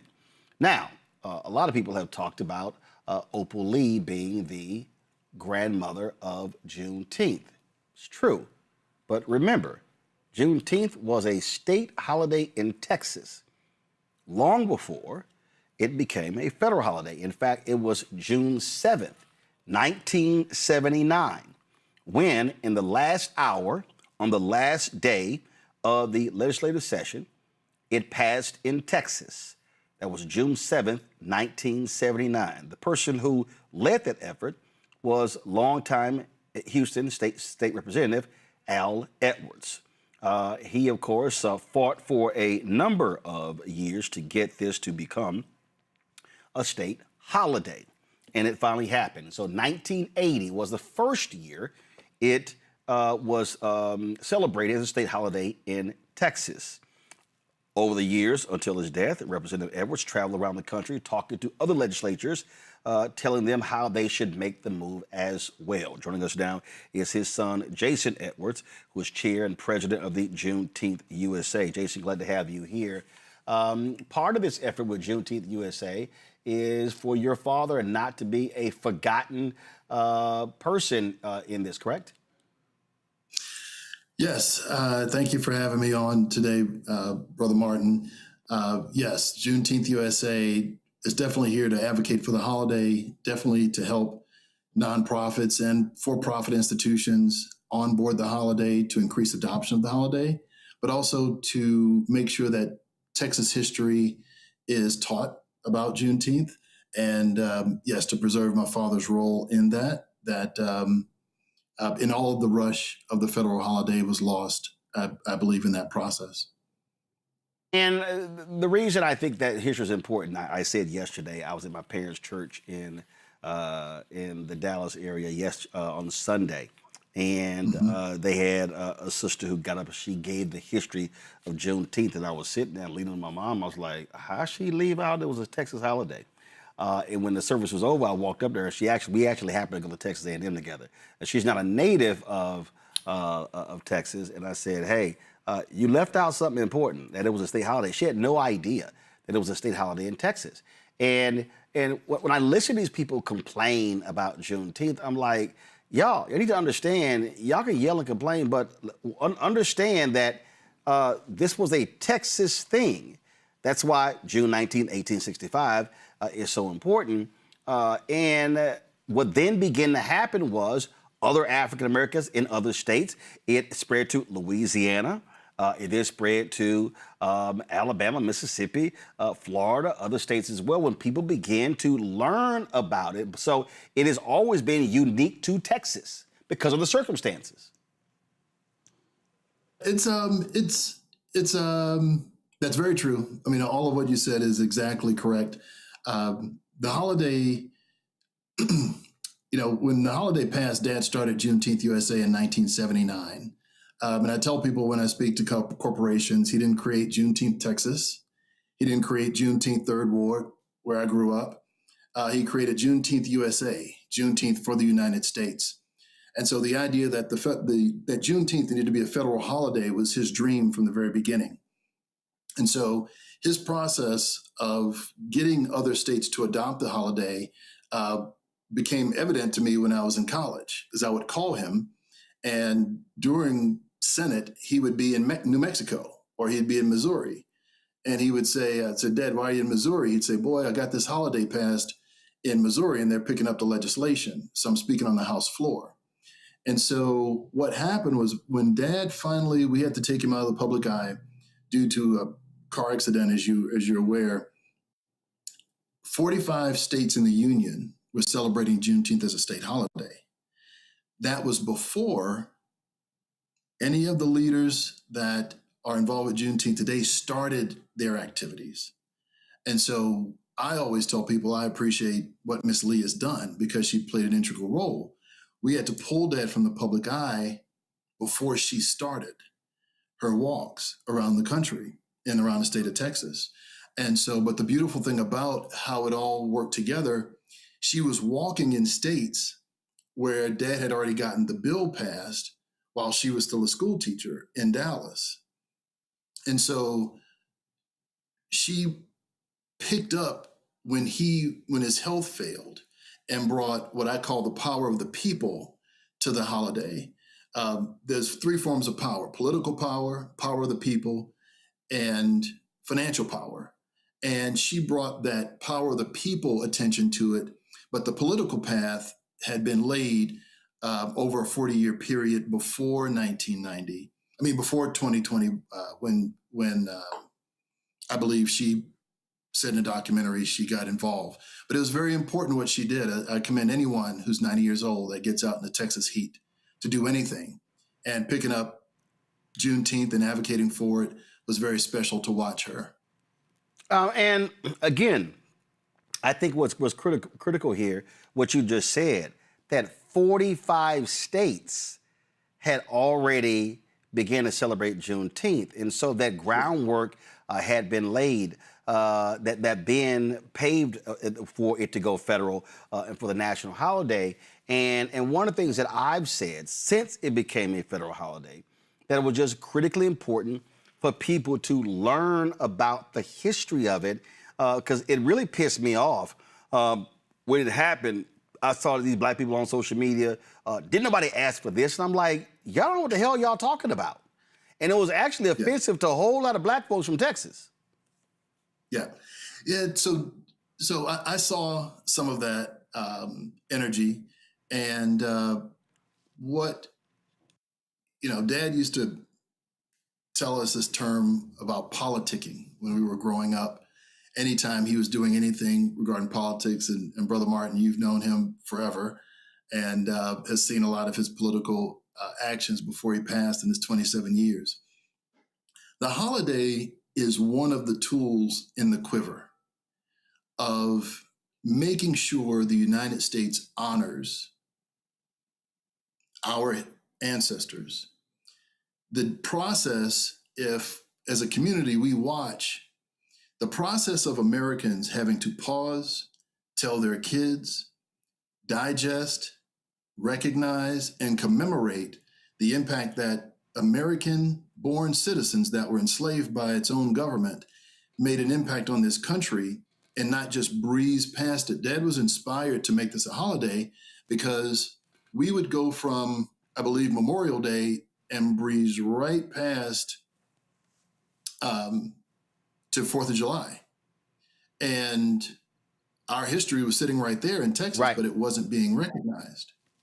Well, and I think, again, what I tell people, what Juneteenth forces, it forces everybody to have to, at least once a year, speak to the issue of slavery in this country.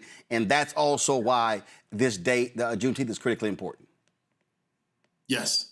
Now, that is probably the most impactful thing. So when people say, to your point, we didn't ask for this, the real point is use the day as a day of leverage, engage, educate.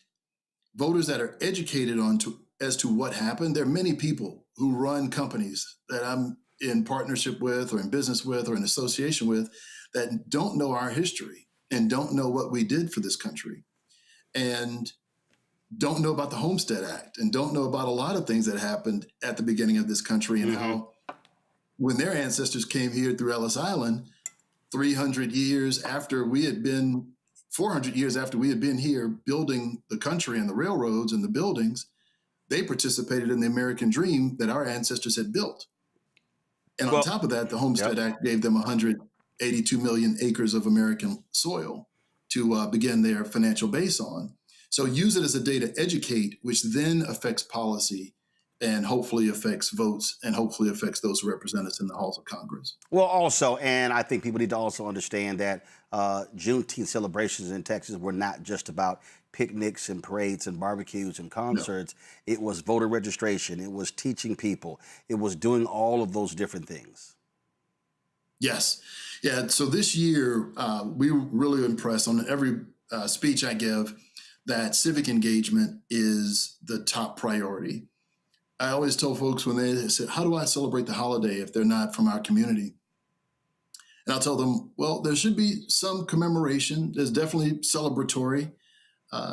If you ever touched a tuft of cotton in Texas, in the Texas heat, you remember it.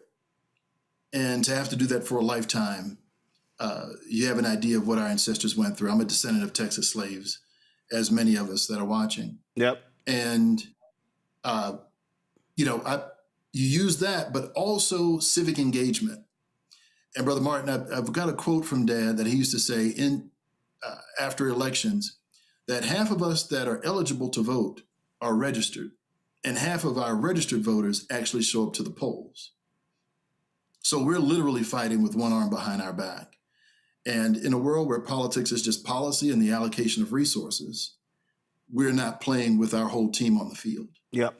Well, and also, and I see some of the people commenting in the chat, and literally, I wish some of y'all would shut the hell up, okay? When we talk about, again, for the people who are not paying attention, okay, it was the enslaved people of Africa descent in Texas when General Granger showed up in Galveston who said that they were free, okay? Right. Because the Emancipation Proclamation spoke to those who were enslaved in Confederate states, all right?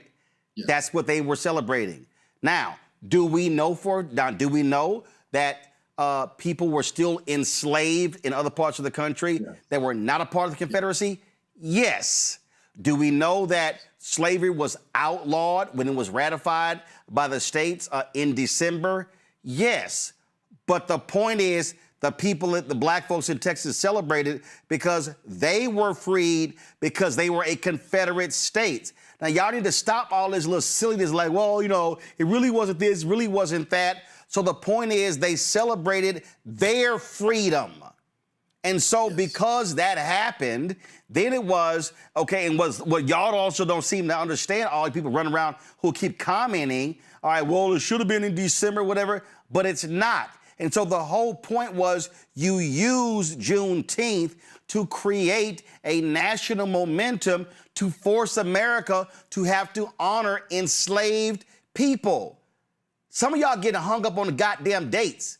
Seriously, understand the motive and the purpose, please. Yeah, no, and I appreciate that. And the bigger picture, I always told people it was the United States versus the Confederate States of America. Which was a country. And so the legislation and the history that occurred when General Granger arrived in Texas with, African-American soldiers to help enforce the Emancipation Proclamation, the internet didn't exist.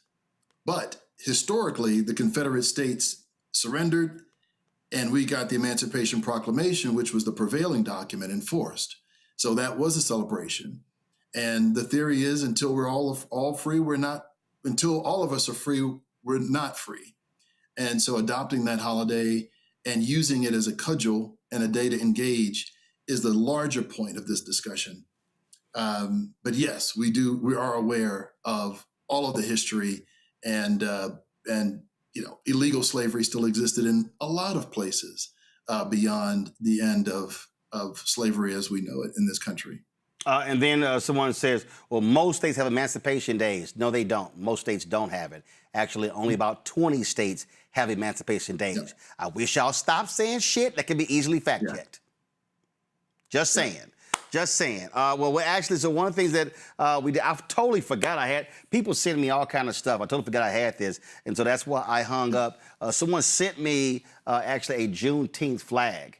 and actually hung it up in the studio. I seen that a few years ago, and I was going through some stuff last night, and I came across it. And I was like, "Yo, let's go ahead and hang that." So we appreciate it, Jason. Where can people get more information on Juneteenth USA?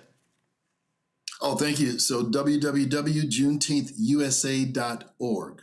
All right, then. JuneteenthUSA.org. And of course, that's our website. Yep. And on Instagram at JuneteenthUSA. On Instagram at JuneteenthUSA. All right, then. And of course, and it's no shock that your father, Texas State Representative Al Edwards, was an alpha man. That's no shock at all. Definitely was an alpha man. Absolutely. Ice cold from Texas Southern and pledged Alpha Eta Lambda, as you know. There you go. Jason, we appreciate it. Thanks a lot.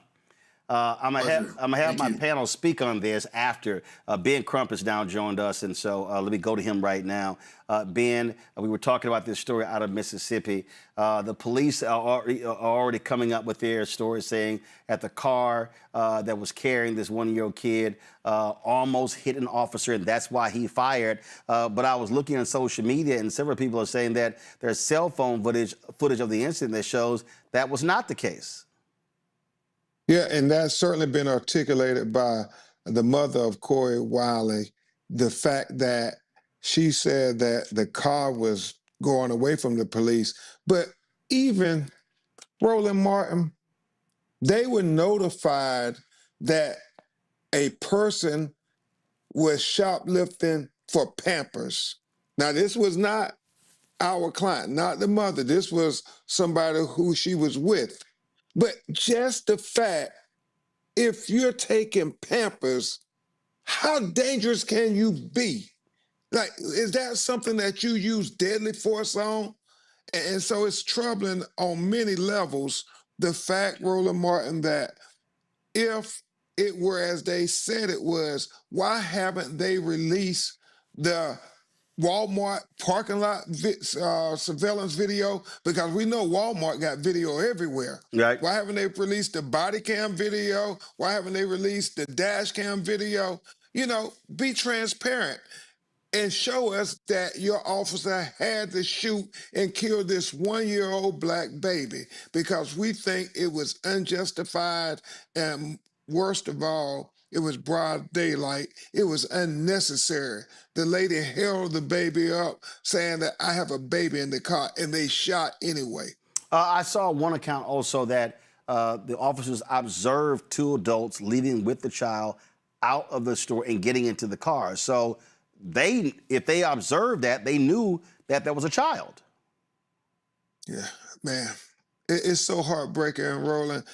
Where are we at in America when Pampers, a water bottle, all these, yes, minimal materialistic things end up costing black life? It cannot be in a humane society where we say you can kill a baby because somebody took a box of Pampers. You can kill a 14-year-old black boy because you believe he took a bottle of water. And this case is so bad when you think about the fact that they were called by Walmart and told that somebody shoplifted Pampers. And that's, I can't even get over that, Roland Martin. It's so heartbreaking that this beautiful baby boy is taken from this world while he's in his mother's hands over a box of Pampers. So you talked about calling for the release. So who now is running this investigation? Is the Mississippi Bureau of Investigation?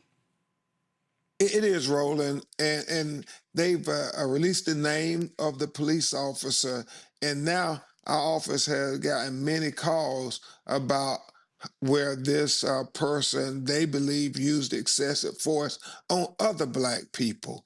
So I think, you know, they're going to say it was just...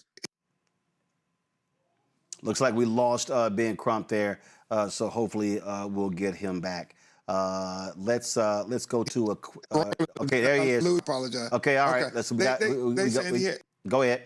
I apologize, Roland. They saying he had to make this decision because the car was coming at him. That's been disputed, but they say this officer has a history of, excessive force against black people. So that's why transparency is so important, Roland Martin. That's why we need the Black Star Network and everybody to keep calling for the release of the videos. And now that we know his name, we want to know what is in his jacket. Absolutely. All right, Ben, always good to see you. Hate under these circumstances. Thank you so much, Roland Martin. Really appreciate you. I appreciate it. Thanks a bunch. Let me go to a quick break. We'll come back with our panel right here, Roland Martin Unfiltered on the Black Star Network. Folks, let me tell you about Chapter. Now, if you're on Medicare or about to be, the system is not set up to work for you. Too much fine print, too many plans, and too many people making money off of your confusion. And look, we're used to this. We're no strangers to systems that don't have our best interests at heart. But we don't have to accept it when it comes to Medicare. That's why I'm telling you about Chapter. Their advisors are independent and honest. In fact, they're the only Medicare advisors that compare every plan nationwide. And they're focused on one thing: what works for you. If there's a better plan out there, they'll find it. If you're already in the right one, they'll tell you that too. There are no games. Just last year, people who switched with Chapter saved an average of $1,100. It's 20 minutes and a real person. It's completely free. My parents actually have already called. My mom sent me a text. Folks, give Chapter a call at 724-264-8281, 724-264-8281, and connect with someone you can trust. Folks, these are the kind of services that we need for our audience here at Roland Martin Unfiltered and the Black Star Network. So call Chapter right now, 724-264-8281. My name is Lena Charles, and I'm from Opelousas, Louisiana. Yes, that is Zydeco capital of the world. My name is Margaret Chappelle. I'm from Dallas, Texas, representing the Urban Trivia Game. It's me, Sherry Shepherd, and you know what you watch. Roland Martin on Unfiltered. All right, folks, welcome back. We'll go to my panel here. As I was sitting there talking about Juneteenth with Jason, Rebecca, you were shaking your head, and it really does get on my nerves to listen to some people who just complain about everything. And again, having Juneteenth becoming a federal holiday really does force the entire country to have to, at least once a year, talk about the institution of slavery in the United States. Yes, it's important that we have a marker as a way to have conversations. As an example, if you've been on social media for the last couple of weeks, you see that there's a trend of people saying that they're going to dye their hands an indigo blue in honor of the Gullah Geechee people and some of the people in the lowlands who are descendants of those former enslaved in South Carolina. Here's the thing. Is that connected to Juneteenth? No. Is that an actual tradition? That's something that's happened over decades or even centuries?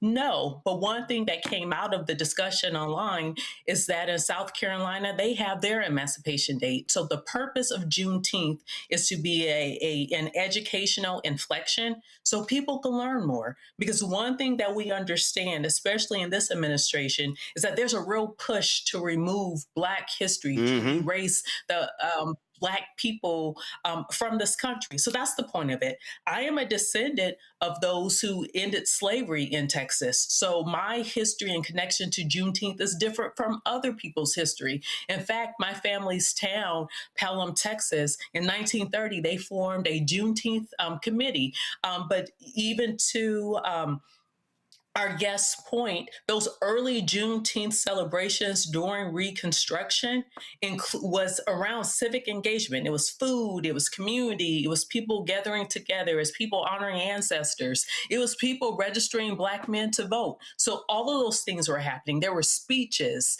It was a celebration. It was festive. It was informative. And so Let's treat it that way now. It's a celebration, it's informative, it's a way for people to really understand the history in this country. And if you are new to this country, or your family's only been in this country since the last 100 years, this is also an opportunity for you to learn what happened in this country before your family even got here. I say this, Robert. I've seen some folks say, well, I ain't know nothing about Juneteenth. We didn't celebrate it. Well, guess what? Now your ass should start learning. Well, look, Roland, this is part of the reason that we have to have broad-based African-American history education in this country. Much of the current administration seems to be hell-bent on making sure no one knows anything that happened before 6 weeks ago. It was important for us to go back and learn our own holidays and traditions. We need to know about Juneteenth. We need to know about John Brown. We need to know about Nat Turner. We need to know internationally about Black revolutions. We have to start seeing our history as not being derivative of European history. We have our own independent ethnic identity. We have our own independent social-linguistic traditions. We have our own independent religious traditions. It's important for us to see it that way. And for individuals who are interested in having the conversation about reparations, step one is making the American government admit that they had slaves at one point in time, and then admit that that was a wrong thing to do. Now you have established that there was a wrong that has been executed against a people, and that is step one towards actually pushing towards a real conversation about reparations. So Juneteenth is not the end-all, be-all, but it is the step that we need in the right direction, particularly when it comes to a country that is dedicated to pushing this Black history fairy tale that they push every single year, that everything was fine. We were all on the plantation playing the banjo and nobody was complaining. And then all of a sudden the evil Northerners came and forced Reconstruction on everybody. And now we're all happy under Trump. I mean, if you allow them to rewrite history, that is what they will rewrite it to be. So it's important for us to learn these things, to celebrate our ancestors, to understand we did not get here in a bubble. We came here together, we fight together, and wherever we're going next, we're going to go there together. Joy. The reason they don't want us to know our history, the reason they fight so much against critical race theory or against any factual telling and complete telling of American history is because they know what that telling of history would require. If you have been holding people down, if you built your wealth off of unpaid labor, there's restitution that must be paid. Robert is absolutely correct. It's why why the government of Germany makes sure that no one forgets the Holocaust. If you forget it, and then it didn't happen. We have people in this country right now. Jillian Michaels, I was recalling the stupid comments that she made on that other network where she suggested that slavery was, a good time. We have people out there who genuinely, now she's an idiot, but we have people out there who genuinely might be confused or unsure or unclear because they're not getting the right information. So we have to have moments where we can tell the true history of America, which has some good things, but also some very dark things. And slavery was one of those dark things. It is fundamental. It is our original sin. It's from which everything else flows in this country. And we have to be able to talk about that. Juneteenth is an opportunity. And for those people who are being very literal right now, let's be clear about this. Jesus wasn't born on December 25th. All right, folks, big day tomorrow in Chicago when the Obama Presidential Center is going to open in the Windy City. I was a part of the folks a couple weeks ago who went to Chicago to get a sneak peek. Well, the opening ceremonies is taking place tomorrow beginning at 10:30 a.m. Come on. At 10:30 a.m. Eastern. It's going to be broadcast on their website, on C-SPAN as well. Former presidents George W. Bush and Bill Clinton are going to be in attendance. Diaper Don was not invited to be there, thank goodness. And so the $850 million center, of course, will speak to his 8 years as president. It has exhibits in there regarding Michelle Obama, pay tribute to her mother there as well. And also, it goes beyond just him, but also the history of this country, the history of voting, race, and democracy as well. So it is a lot to see, but it's also a 19-acre campus. They've got on that campus. You're going to see it in a second. They've got a garden on that campus. They've got a playground and also a full court basketball court as well. So it's a whole lot that they have there at the Belmont Presidential Center. This, been years in the making. Was supposed to open a few years ago, but they delayed it. Of course, additional funds are raised, things along those lines, and so that's what's going on. And so a big celebration will be taking place tomorrow again in Chicago, the opening of the Presidential Center. Time for Black Star Network headlines. It's been 11 years since 9 black worshipers in Charleston, South Carolina were gunned down by a white supremacist. Reverend Clementa Pickney, Cynthia Hurd, Sharonda Coleman Singleton, Tawanza Sanders, Reverend DePayne Middleton, Dr. Ethel Lance, Reverend Daniel Simmons Sr., Susie Jackson, and Myra Thompson were all murdered during a Bible study at Emmanuel African Methodist Episcopal Church in 2015. Emmanuel is one of the oldest black churches in the South. At the time of the attack, 21-year-old Dylan Roof had attended the Bible study before opening fire. He specifically targeted that church due to its historical significance during the era of slavery and civil rights. In December of 2016, Roof was convicted of 33 federal hate crime and murder charges. In 2017, he pleaded guilty to all 9 state charges to avoid the death penalty and was sentenced to life in prison. In Kentucky, a former Louisville police officer has been indicted in the fatal shooting of a man that officials say should have never happened. A Jefferson County grand jury charged former officer Nathan Stotz with second-degree manslaughter and reckless homicide in the May 30th death of 27-year-old Martin Nitskin Jr. Police say officers were responding to reports that Nitskin had assaulted 3 women and was running through a neighborhood naked. Body camera footage shows that he was standing up in the street and moving towards Stotz, repeatedly ignoring orders to stop. Stolzen fired a single shot, killing him. Days after the shooting, Louisville Metro Police Chief Paul Humphrey announced plans to fire Stotz, saying Nitskin was naked, stumbling, and unarmed, and that deadly force was not justified. Stotz resigned before the termination process was completed. Stotz, who joined the department in 2024, is scheduled for arraignment on June 22nd. He faces up to 10 years in prison for manslaughter charge and up to 5 years for the reckless homicide charge. The grand jury declined to indict Stotz on the most serious charge of murder. A California black man has filed a legal claim alleging that he was viciously beaten by Burbank police officers in a sidewalk encounter that was recorded on body camera video. The incident happened shortly after 8:00 p.m. on October 22nd of 2025. Aaron Robinson said he repeatedly yelled, "I can't breathe," as the officer attempted to subdue him on the sidewalk. In the body camera footage, police are heard saying they're going to use tasers. Robinson said he didn't want to die and mentioned George Floyd's name during the encounter, and they lessened the beating. The Burbank Police Department said that on October 22nd, police were called to the scene after Robinson allegedly obstructed traffic near a busy intersection. They also say he has had multiple encounters with police officers in the past. The Los Angeles County District Attorney's Office independently evaluated the matter and filed criminal charges against Robinson in connection with the incident.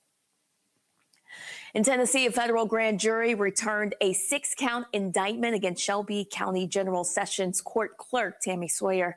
According to the indictment, the Sawyer stole and used $44,000 in public funds charged to county-issued cards to pay for personal expenses between August of 2024 and June of 2025. The indictment also alleges that Sawyer used some of the money in a money laundering scheme. Officials say she transferred stolen funds to a PayPal account controlled by a friend who kept a small portion and returned the remainder to Sawyer through Cash App. She had been charged with conspiracy to commit honest services, wire fraud, conspiracy to commit money laundering, theft concerning programs receiving federal funds, honest services, wire fraud, money laundering, and interstate travel in aid of racketeering enterprises. Sawyer faces up to 20 years, a fine of up to $500,000, and a term of supervised release up to 3 years. Michigan lawmakers are proposing a new bill that would make it illegal to get within 25 feet of police or other first responders. Lawmakers are moving forward with a new proposal called Halo Law that would make it a crime to ignore a warning to stay back from police. Also from firefighters, EMTs, and other first responders while they're working. Lawmakers say 25 feet is about the right amount of space for first responders during an active scene. A violation could be a 60-day or $500 misdemeanor unless the first responder is injured, in which case it would be a 2-year, $1,000 felony. President Donald Trump wants to build a national garden of American heroes, but a group of organizations have filed a lawsuit to block the project, arguing that it violates the law. The proposed statue garden in West Potomac Park is a space near the National Mall that already includes the Korean War Veterans Memorial, the Jefferson Memorial, the Franklin Delano Roosevelt Memorial, and the Martin Luther King Jr. Memorial. Monday, a coalition of organizations, including the D.C. Preservation League, National Mall Coalition, National Parks Conservation Association, and the Cultural Landscape Foundation, filed a lawsuit to prevent the proposed statue garden in West Potomac Park from proceeding without congressional authorization. West Potomac Park has been listed on the National Register of Historic Places as part of the East and West Potomac Park's historic district since 1973 for its association with the city, beautiful movement, and the cultural landscape. Back to you. All right, Brittany and Shirley, appreciate it. Thanks a lot. Catch the breakdown of Brittany Noble every day, noon Eastern on the Black Star Network. Every day, noon Eastern on the Black Star Network. All right, folks. On Friday, I was in Memphis giving the Juneteenth speech. First of all, you see I'm wearing, this is the one from St. Louis County. When I spoke there last year, they gave me this Juneteenth shirt. I appreciate it. And so when I was speaking in Memphis on Juneteenth for the 33rd annual event they had there, the president of Lemoyne Owen College gave me some gifts. And one of them, they gave me a shirt. He talked about the fact that I gave the commencement speech at Lemoyne Owen. I think it was 2017. This was 9 years ago. But they never sent me the honorary degree they gave me. And so I told them that, so they're going to be sending that to me. We have 5 others in our studio here we'll be listing. And he also gave me a pair of these shoes here. So let me be real clear. Y'all know I don't wear no purple and gold. You ain't going to never see me in purple and gold. Okay, so this is not, it ain't got nothing to do with Omega. These are literally the Lemoyne Owen shoes. They've got a campus map. They got a campus map on this side right here. And then on this shoe right here, they've got 1862. That was a year that they actually started. That's right, 3 years before, 1 year before the Emancipation Proclamation. And so 1862, these are, turn it this way, 1862. So I appreciate that. And so I'm gonna do this here, go turn the lights up over there. So I'm going to, so y'all know, so all in our studio, you can go to that wide shot there, all in our studio, I have different shoes in our studio.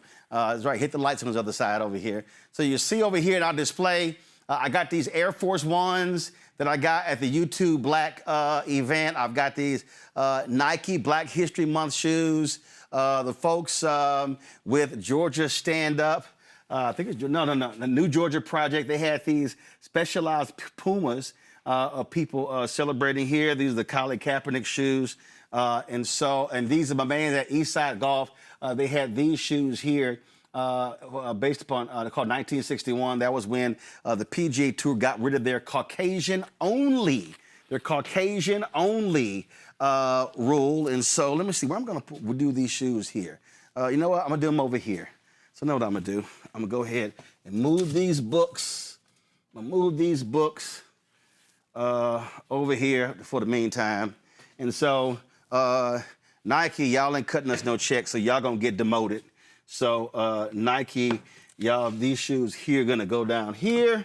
And then, so I'm gonna put these Lemoyne Owen shoes right next to the football that Grambling University gave me when they won the national championship. So I'm gonna put these all on this shelf right here. So there we go. Got those shoes right there. And so, Lemoyne Owen, I appreciate it. I look forward to being back on the campus. And so we'll ask our panel this here. So let me ask Rebecca and Robert and Joy, what y'all got planned for Juneteenth? We are doing a Sinners Murder Mystery Night at our house for Juneteenth. We'll also be... Stop. Hey, hold up. A Sinners Murder Mystery Night. Yeah, we invented a game where one person will be the vampire. Everybody else will try to survive the night. The vampire tries to turn everybody into the vampire. First question, hold up. Are y'all inviting any white people inside? Yes, Richie and Shannon are supposed to show up at midnight and stand outside. I gave them my ukulele already. I told them to work on Pit Poor Richard Clean. I haven't told the black folks yet that they're showing up, so I'll film it and see what happens. Mm-hmm. Okay, all right. Rebecca, what you got? I'm going to be at a community breakfast giveaway Friday morning, and then Saturday I'm going to Juneteenth Gala in North Carolina. Okay, all right then. Joy, what you got? I'm engaging in Black Joy. That's what I'm doing. If I'm going to be honest. You are Black I don't Joy. All that means you ain't doing shit. Just go ahead. Exactly. That's correct. You should just go. People not doing anything is the greatest sometimes thing that we can do for our ancestors. We are their wildest dreams. Oh my God. On Saturday night, I will be going to a comedy show where I'm sure all the things are on the table. We'll be laughing very hard. I mean, black people. It's a celebration, Roland. She's allowed to celebrate. Black people. That's what Juneteenth celebrations were. Look, y'all Negroes just sit here and just, I'm gonna be celebrating personal black. Just say you ain't doing nothing. I mean, just sitting here. She's celebrating joy. She ain't doing a damn. That counts. She deserves. She ain't doing a damn thing. She deserves. I got questions. Okay. All right. Oh yeah, the menu for the the menu for the barbecue gonna be pulled pork sliders with a slaw vinaigrette slaw, along with many tiny little what's called peach cobblers. We're trying to do era appropriate dishes, along with red beans and rice and collard greens on the side. We're gonna have the little moonshine things in the mason jars. It's gonna be a big production. I'll send pictures. Mm-hmm.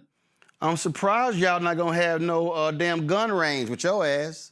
Is around the corners. Governor's Club is right up there at Hiram. That everybody gets here at 6 for that. I just assumed that was assumed. Yeah, I thought so. All right, y'all. I told y'all about what's happening in Georgia Saturday in Harlem. Go to my iPad.